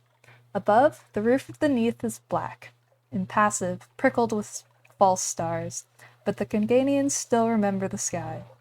You pass an open-walled shrine with a domed roof. The interior is painted a deep, pure indigo. Citizens kneel below it while a blue priest speaks. As he reaches the climax of his prayer, a rosy golden light swells inside the dome. The worshippers murmur in complacent delight. The dome is now a perfect, heartbreaking morning sky blue, color you haven't seen for how long? Filament bulbs, your bosun whispers importantly beside you.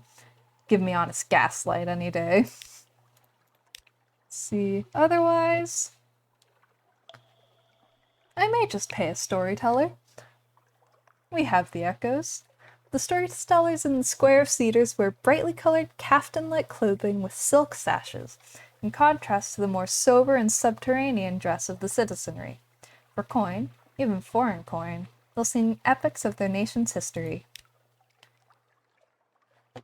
The temptations of parabola. Where London now stands, the capital of the Khanate once stood, after its own disappearance from the surface. After the clean sky and wide earth, they went half mad in the close night under the earth. They found serpent things in mirrors that promised them diversion, escape, new horizons. In time, the mirror serpents became masters, not servants, and the last true Khan led the last of his people to the salt steppes, to a black rock where he founded the city. How he built it is a tale for another day. You feel eyes on you. A woman in a white and gold uniform watches you closely. Their loyalty serves as suspicious of foreigners who want to learn Caganian history. Not ideal. Another memory of distant shores. Alright, then I think it's about time we get out of Dodge. There is Khan's shadow all the way over there. Guess I'm just concerned about running into people. Since they don't seem very friendly. Or I could go straight up and see if there's anything over here. Decisions. Let's try for it. Newport and everything, but if it looks bad, I'm just gonna leave. And if we do hit that, I might start charting my way back.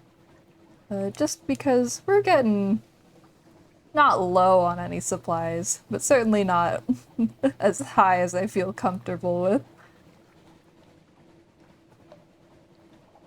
Just chart over here, and we hope we don't run into anything scary. And if we do, we gun the engine, and we hope nothing bad happens. Consequences of our actions? No way. Oh, it's just right there. Okay, I have a hard time telling scale on this map. Khan's Shadow. Oh, this is quite cool looking.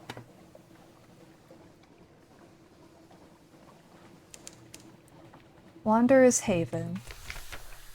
The city that swam. Long ago, the Khanate turned its back on its warrior traditions.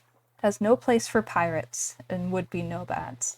So here, in the shadow, the exiles make their home, amid 100 wrecked, grounded, and decommissioned ships.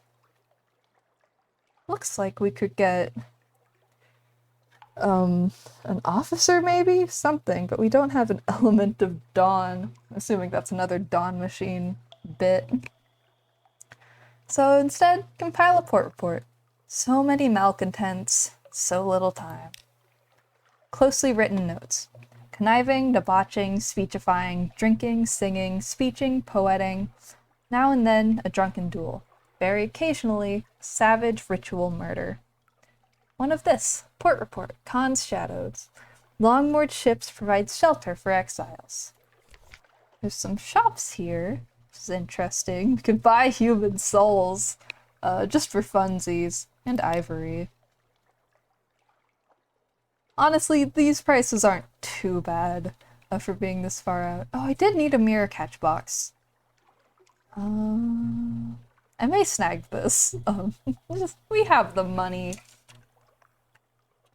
to snag this. Yeah, let's do it. Okay. And with that, it's probably time to start charting back. Now, should I go up and around, or should I just go due south? I guess I'm worried about the boats coming out of the Khanate again. But I'm also curious what's in here. I say up and around. Just so that I can see what's over here and then stop at our little rat runs. Light off. All good adventures go with the light off. Assuming there's nothing else for us here. Well, there probably is many things for us here, but we don't have the goodwill to do most of it.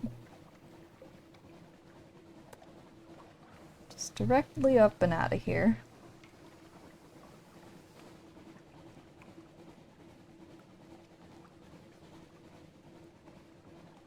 Toggling the bat every once in a while, just to see.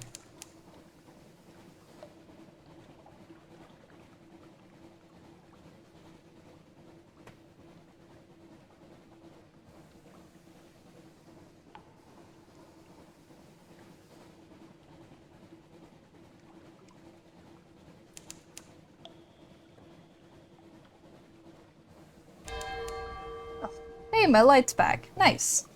I love that. Oh, never mind, it left again. That's gotta be a weird engine glitch. No worries, Gorpez.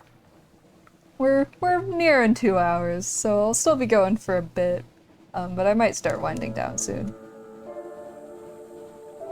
Scuttering and chittering in the corners of the hold, humped shapes on the deck rail, ratsy air emboldened vermin.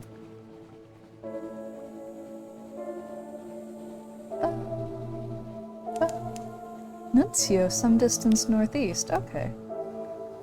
And let's cut an aside there. Oh, and there's a lighthouse. That's nice.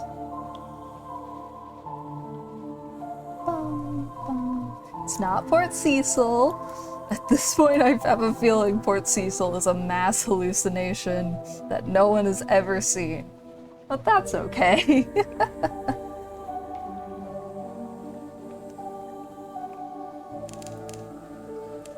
Master's Haven. Nuncio. Do not return, sender.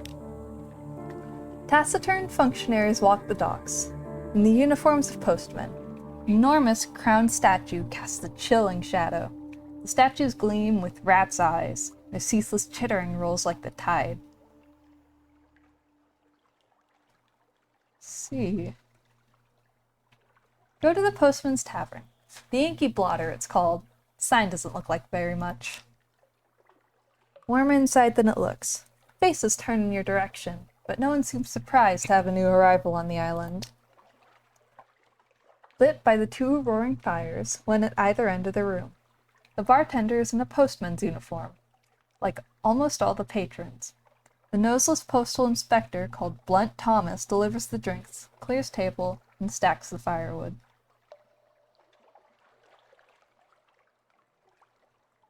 Let's see. Listen in on postal tall tales. Fishermen brag about fish that got away. Postmen brag about hard deliveries. Amazing what you get for a penny stamp. Delicate bottles lowered down chimneys on rope. Do not fold under any circumstance. Letters curled through a narrow slot. Rattling, groaning crates brought back to the same address every day for 22 days running. The windows they pried open, the servants they bribed, the delivery surcharges they paid out of their own salaries just to get rid of one more packet. It's hard to tell which they hate more, the senders of mail or the recipients. Stands to reason if the message was a welcome one, they'd tell the other fellow in person, reflects the hairless postwoman. You're cultivating friendships with postmen. Also ask why the local currency consists of rats. 2 strings of rats for a pint of ale, 3 strings for wine, 5 for the tolerable brandy under the bar. Scarcity is not an issue. The hairless postwoman at the end of the bar smiles mirthlessly. Maybe it's just the lack of eyebrows that does it. Long enough carrying that thing around, you get into the habit, she says. Then she tells you that if you stay out late enough, you'll see some of the postmen making a procession to the center of the island, stringing up rats around the statue like Yuletide decorations, in prayer to an ancient deity of this place. From the coughing and choking elsewhere in the pub, you'd guess this is a story they often tell to newcomers. We're a newcomer. Ask why the hairless postwoman is hairless? Legacy of some interestingly explosive package, maybe? No, she says. Curt, not pleased you asked. Still had the eyebrows when I came to Nuncio. Postman at the next bench diverts you, speaks in a low voice. Lots of people find habits when they can't deliver the post anymore. This one has a plucking habit.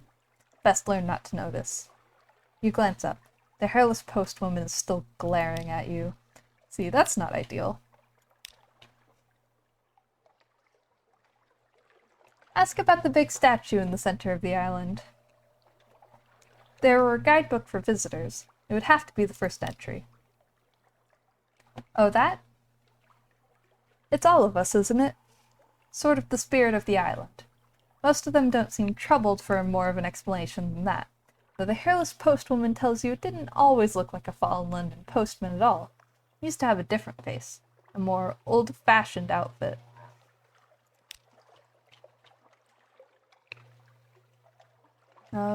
Ask how they all occupy themselves all day.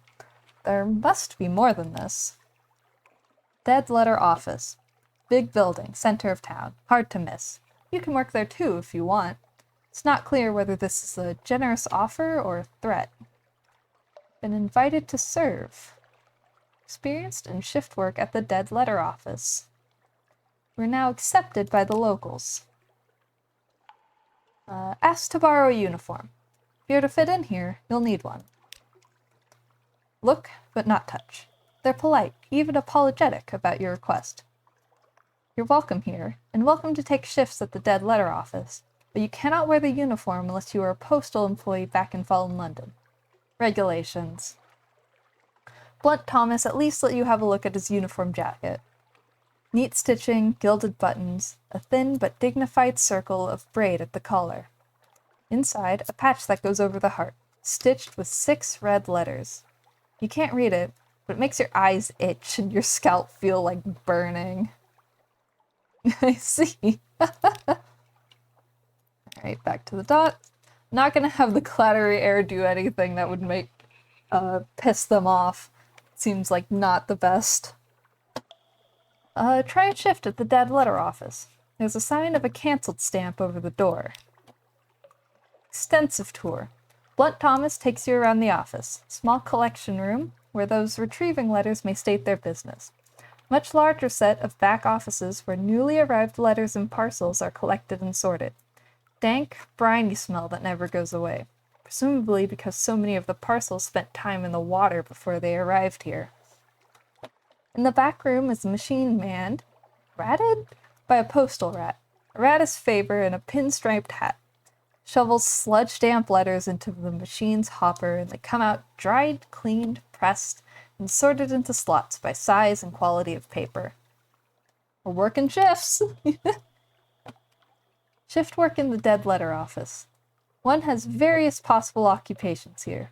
None could be described as fast-paced. See, could make a study, but our pages are abysmal. Man the window for luck. Offer employment to the postal rat's niece. Can't do that one. Pay for a parcel with postage due. Or converse with the postal rat. Why doesn't it make a machine like this one back in London? It might lead to fewer dead letters in the first place. Oh, no, that wouldn't be permitted at all. There are strict rules about the initial handling and sorting of post. An experimental machine might mangle the letters. It's only the dead material that is unimportant enough to be entrusted to a rat as Faber. His voice isn't bitter, but he twists the coil so hard that it springs sideways out of the machine and pings off your shoe. We're trusted now. Let's offer employment to the postal rat's niece. He asks it as a favor, and she sounds well-trained and eager.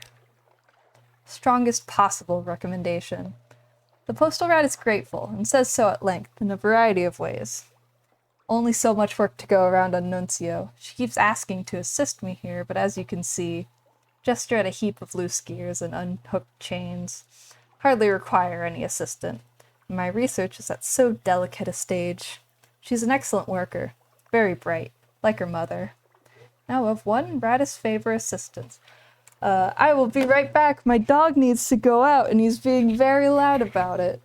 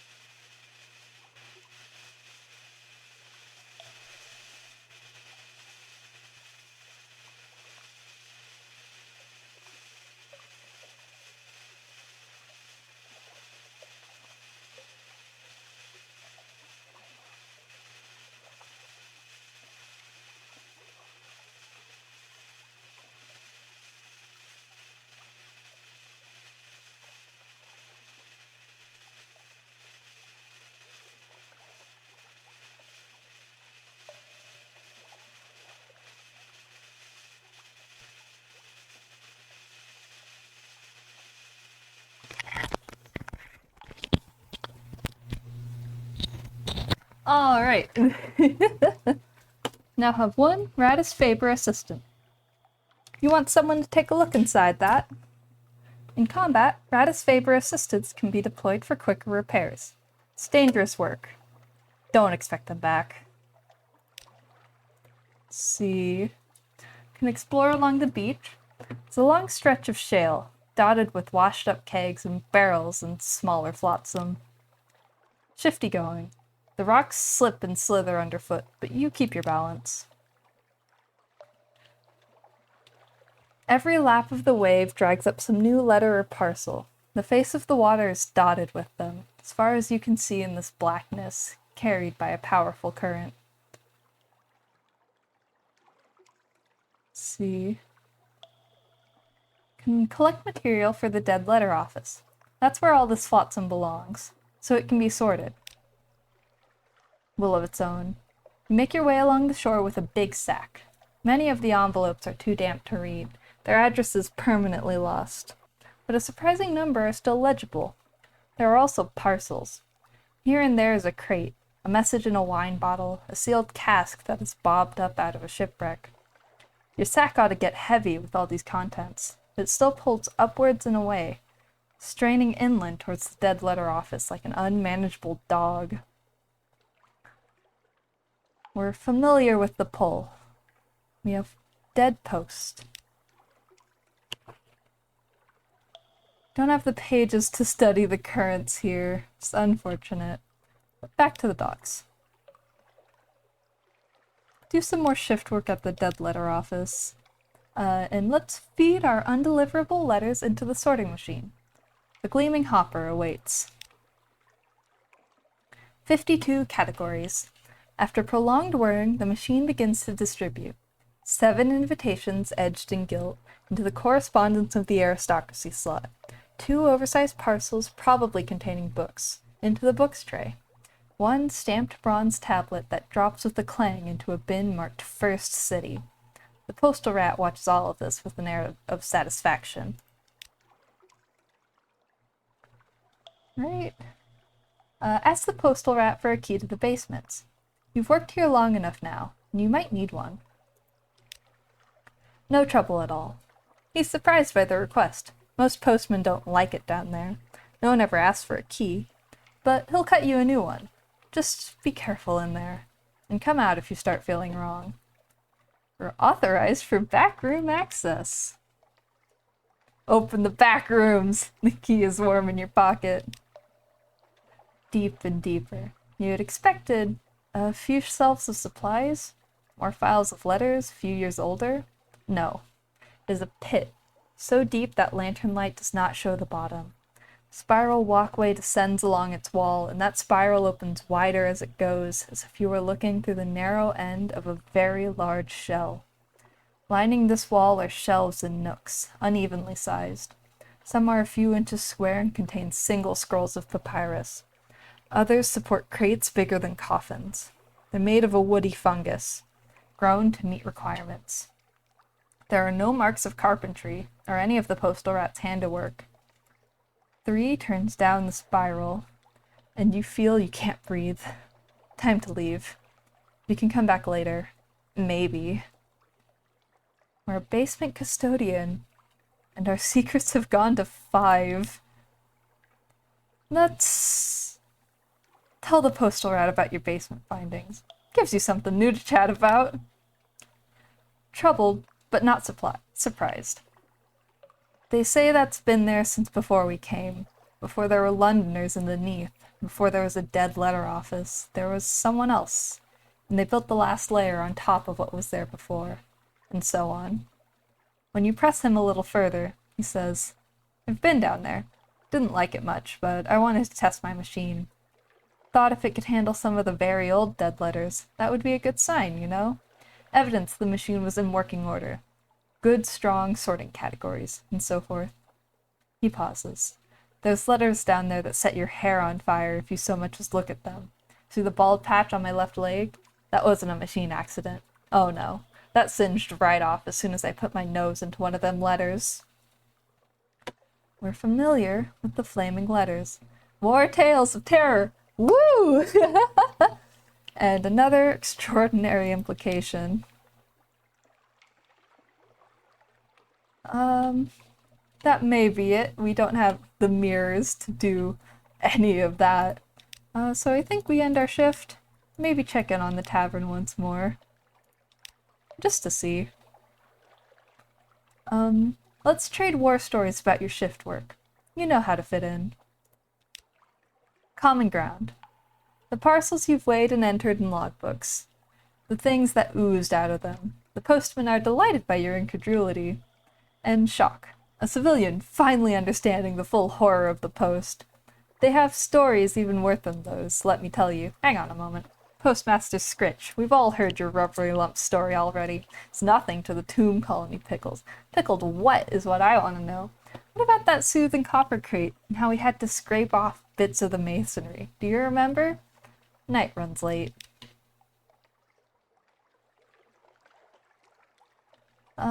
Talk about the cabin below the dead letter office. Someone must know something, or be curious. Perhaps not. You don't get too far into your question before the hairless postwoman stands up and goes over to the fire, holding herself tightly. She's whispering. Nothing coherent. Fire. Clean. Smooth. Down to the bone. No excuse. Smooth, smooth. Little black hairs. Still your fool tongue. This is Blunt Thomas. Then, suppose with that, let's just assemble our report. Most of the inhabitants were Londoners once. That doesn't mean they are now. Uniform behavior. Cataloging all of the peculiarities of the place takes many pages. The tailor who imports gilt buttons and braid just to be able to keep everyone's uniform in condition. The fashion of wearing a postbag with nothing inside. Wearing it open, wearing it upside down, torn apart, or as a hat. Wearing it in any way that will show it doesn't have letters in it. Then there are the sitting rooms papered in cancelled stamps. The bergamot pomegranate curd on toast. The commerce in rat corpses, the hatred of cats, the absolute custom against ever issuing a paper invitation for any event, no matter how formal. It's the familiarity, the not quite Londonness of the place that makes it all so odd. The statue's hard to miss. This place is very cool. I would be interested to come back at a different time. For now, I think we are gonna cut our way back to London. Just this way, maybe stopping with our rat friends. If I feel so inclined. My voice is getting a bit tired. And that place started by giving me a novel's worth of text.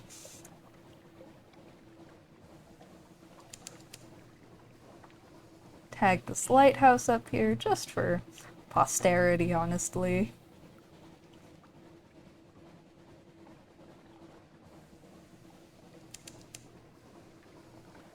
Fed the crew.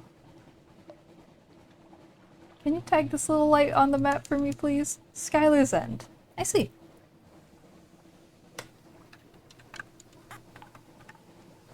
Good lighthouse. Station 3 isn't gonna give us anything, so I guess I might as well check in on the rats. Though if it makes me talk too much... Oh.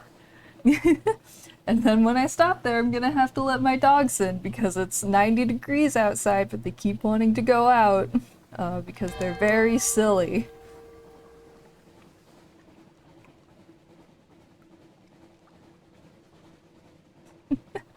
One of those days, am I right?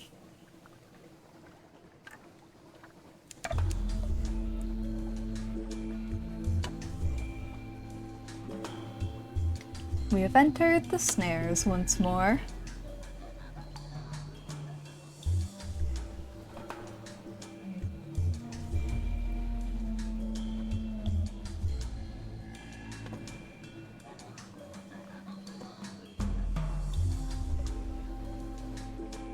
Stop.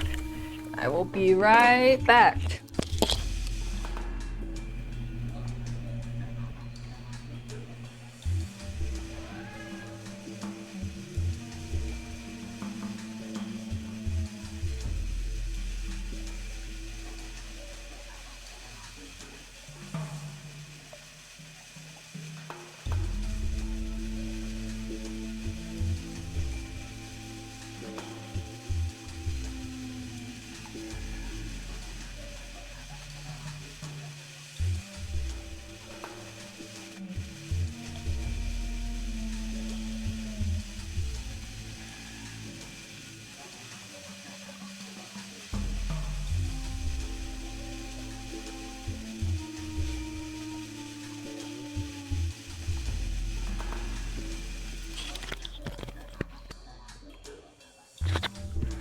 What's going on Pigmode Isle?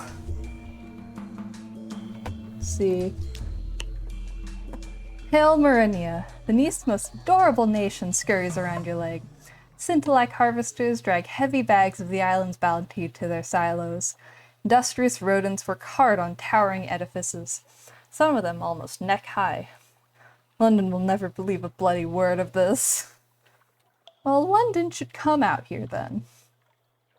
See, we can snag a report. Captain Whiskers, the Admiralty calls you, so you've heard. At least they pay to laugh at your reports. See, we could request repairs. Ah, that's quite a few echoes, no. Help Marinia to resolve a dilemma. An aide runs over. Hairless advisor, you return to us. Praise the tide. We need your wisdom once again. A dilemma. How will you advise Pigmote Isle? The aide takes you to the coast, where the huts still smolder from the last pirate attack. Those beastly raiders keep coming for our precious Scintillac. It squeaks, shaking a paw in impotent, furry rage. How can we protect our shores, Hairless Advisor? Let's see, we could advise an attack on the stronghold, which is just a 50-50 shot. Raise conscription. But that seems like an unpopular choice at best. Or we could recommend they accept the loss. Let's chance it. An attack on their stronghold. The pirates must learn that Marinia will fight back. Nice! We stay lucky. Victory. The raiding party returns, bearing treasure and the lead pirate's head. Their successor will think twice before launching another attack. You succeeded in a Pigmote Isle might challenge. You are now unimposing. Solve this dilemma and gain 50 fragments for our trouble. I believe that's it for now. I could visit the cabbies. But I don't think I have anything for them right now, frankly. War is hell. Alright, off once more. And I'm just gonna cut straight across here. Don't think there's gonna be any islands that close, though it would be fun.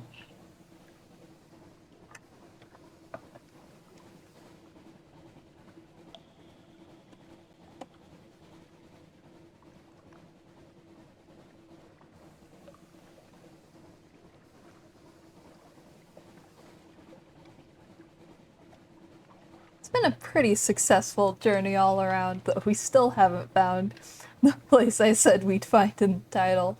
It's unfortunate, but you know, you take what you can get, and sometimes what you get is an island full of dead letters and your little rat friend civilization.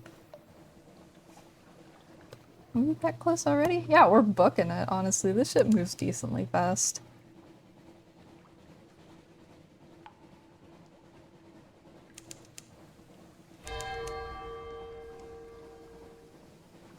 We've got more Something Awaits Us. Hopefully something good. Gatorsmorn always feels like such a dice roll.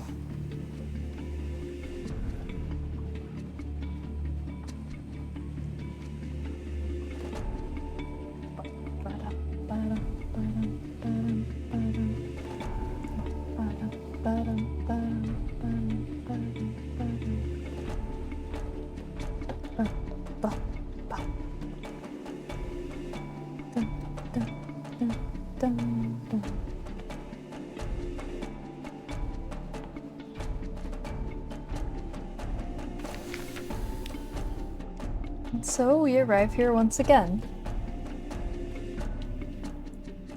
Still not enough veils to successfully do a report. So let's explore and hope it doesn't... Ah, this guy again. Alright, buddy. I have stories for you. I have so many tales of terror, you won't even know what to do with yourself. Fresh from the sea, he has experienced horror and wonder. But so have you, and your tale is so much the fresher. You wrestle with each other's histories until at last he concedes. Here, he says, this is where it all began, with the astronomer and the ephemerides. Whispers in your ear. Lost 2 terror, 50 fragments for our trouble. Fine enough. I don't expect to get much out of Gatorsmorn right now. Or ever. All that's left is for us to take us home. Oh.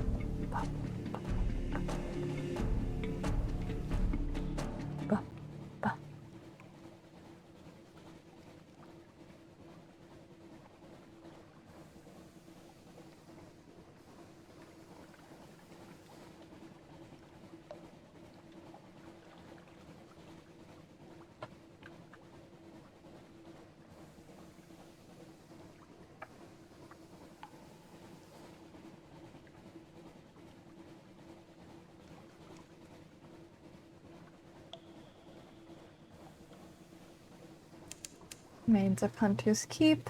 Unfortunate, that one.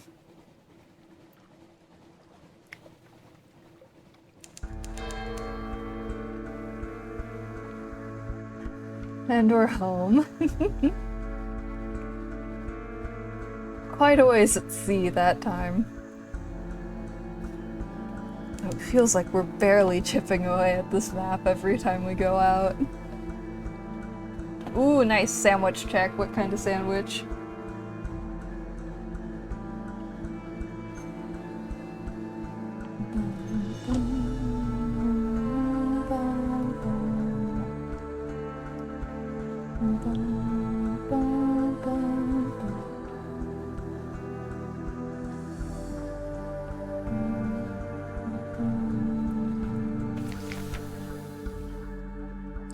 Look, you guys can search my ship as much as you want. I don't have anything for you.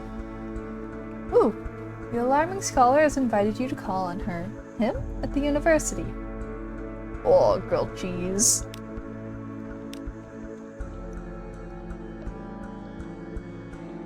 See, we've got another little present from the scholar. Some supplies. That's very nice. Let's see, can I hand off anything? I can hand off the extraordinary implication. Just not quite sure what I meant to do with half this stuff. I mean, I have 2 of them.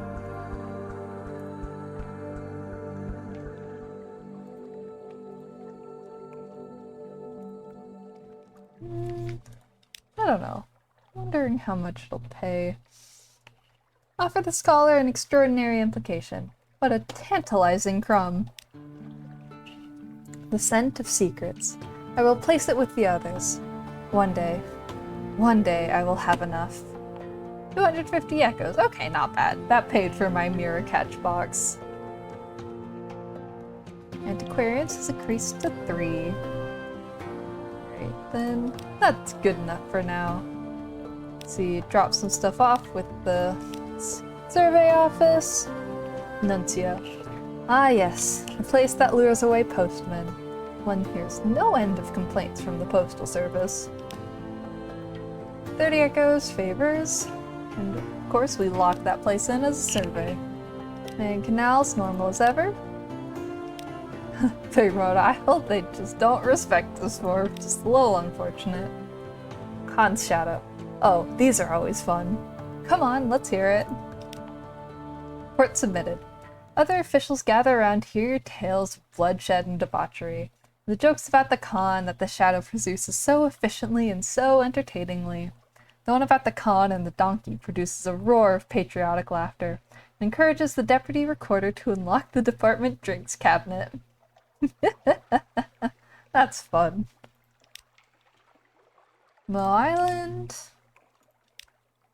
And that's all. Okay. We at least got our money's worth in fuel out of that.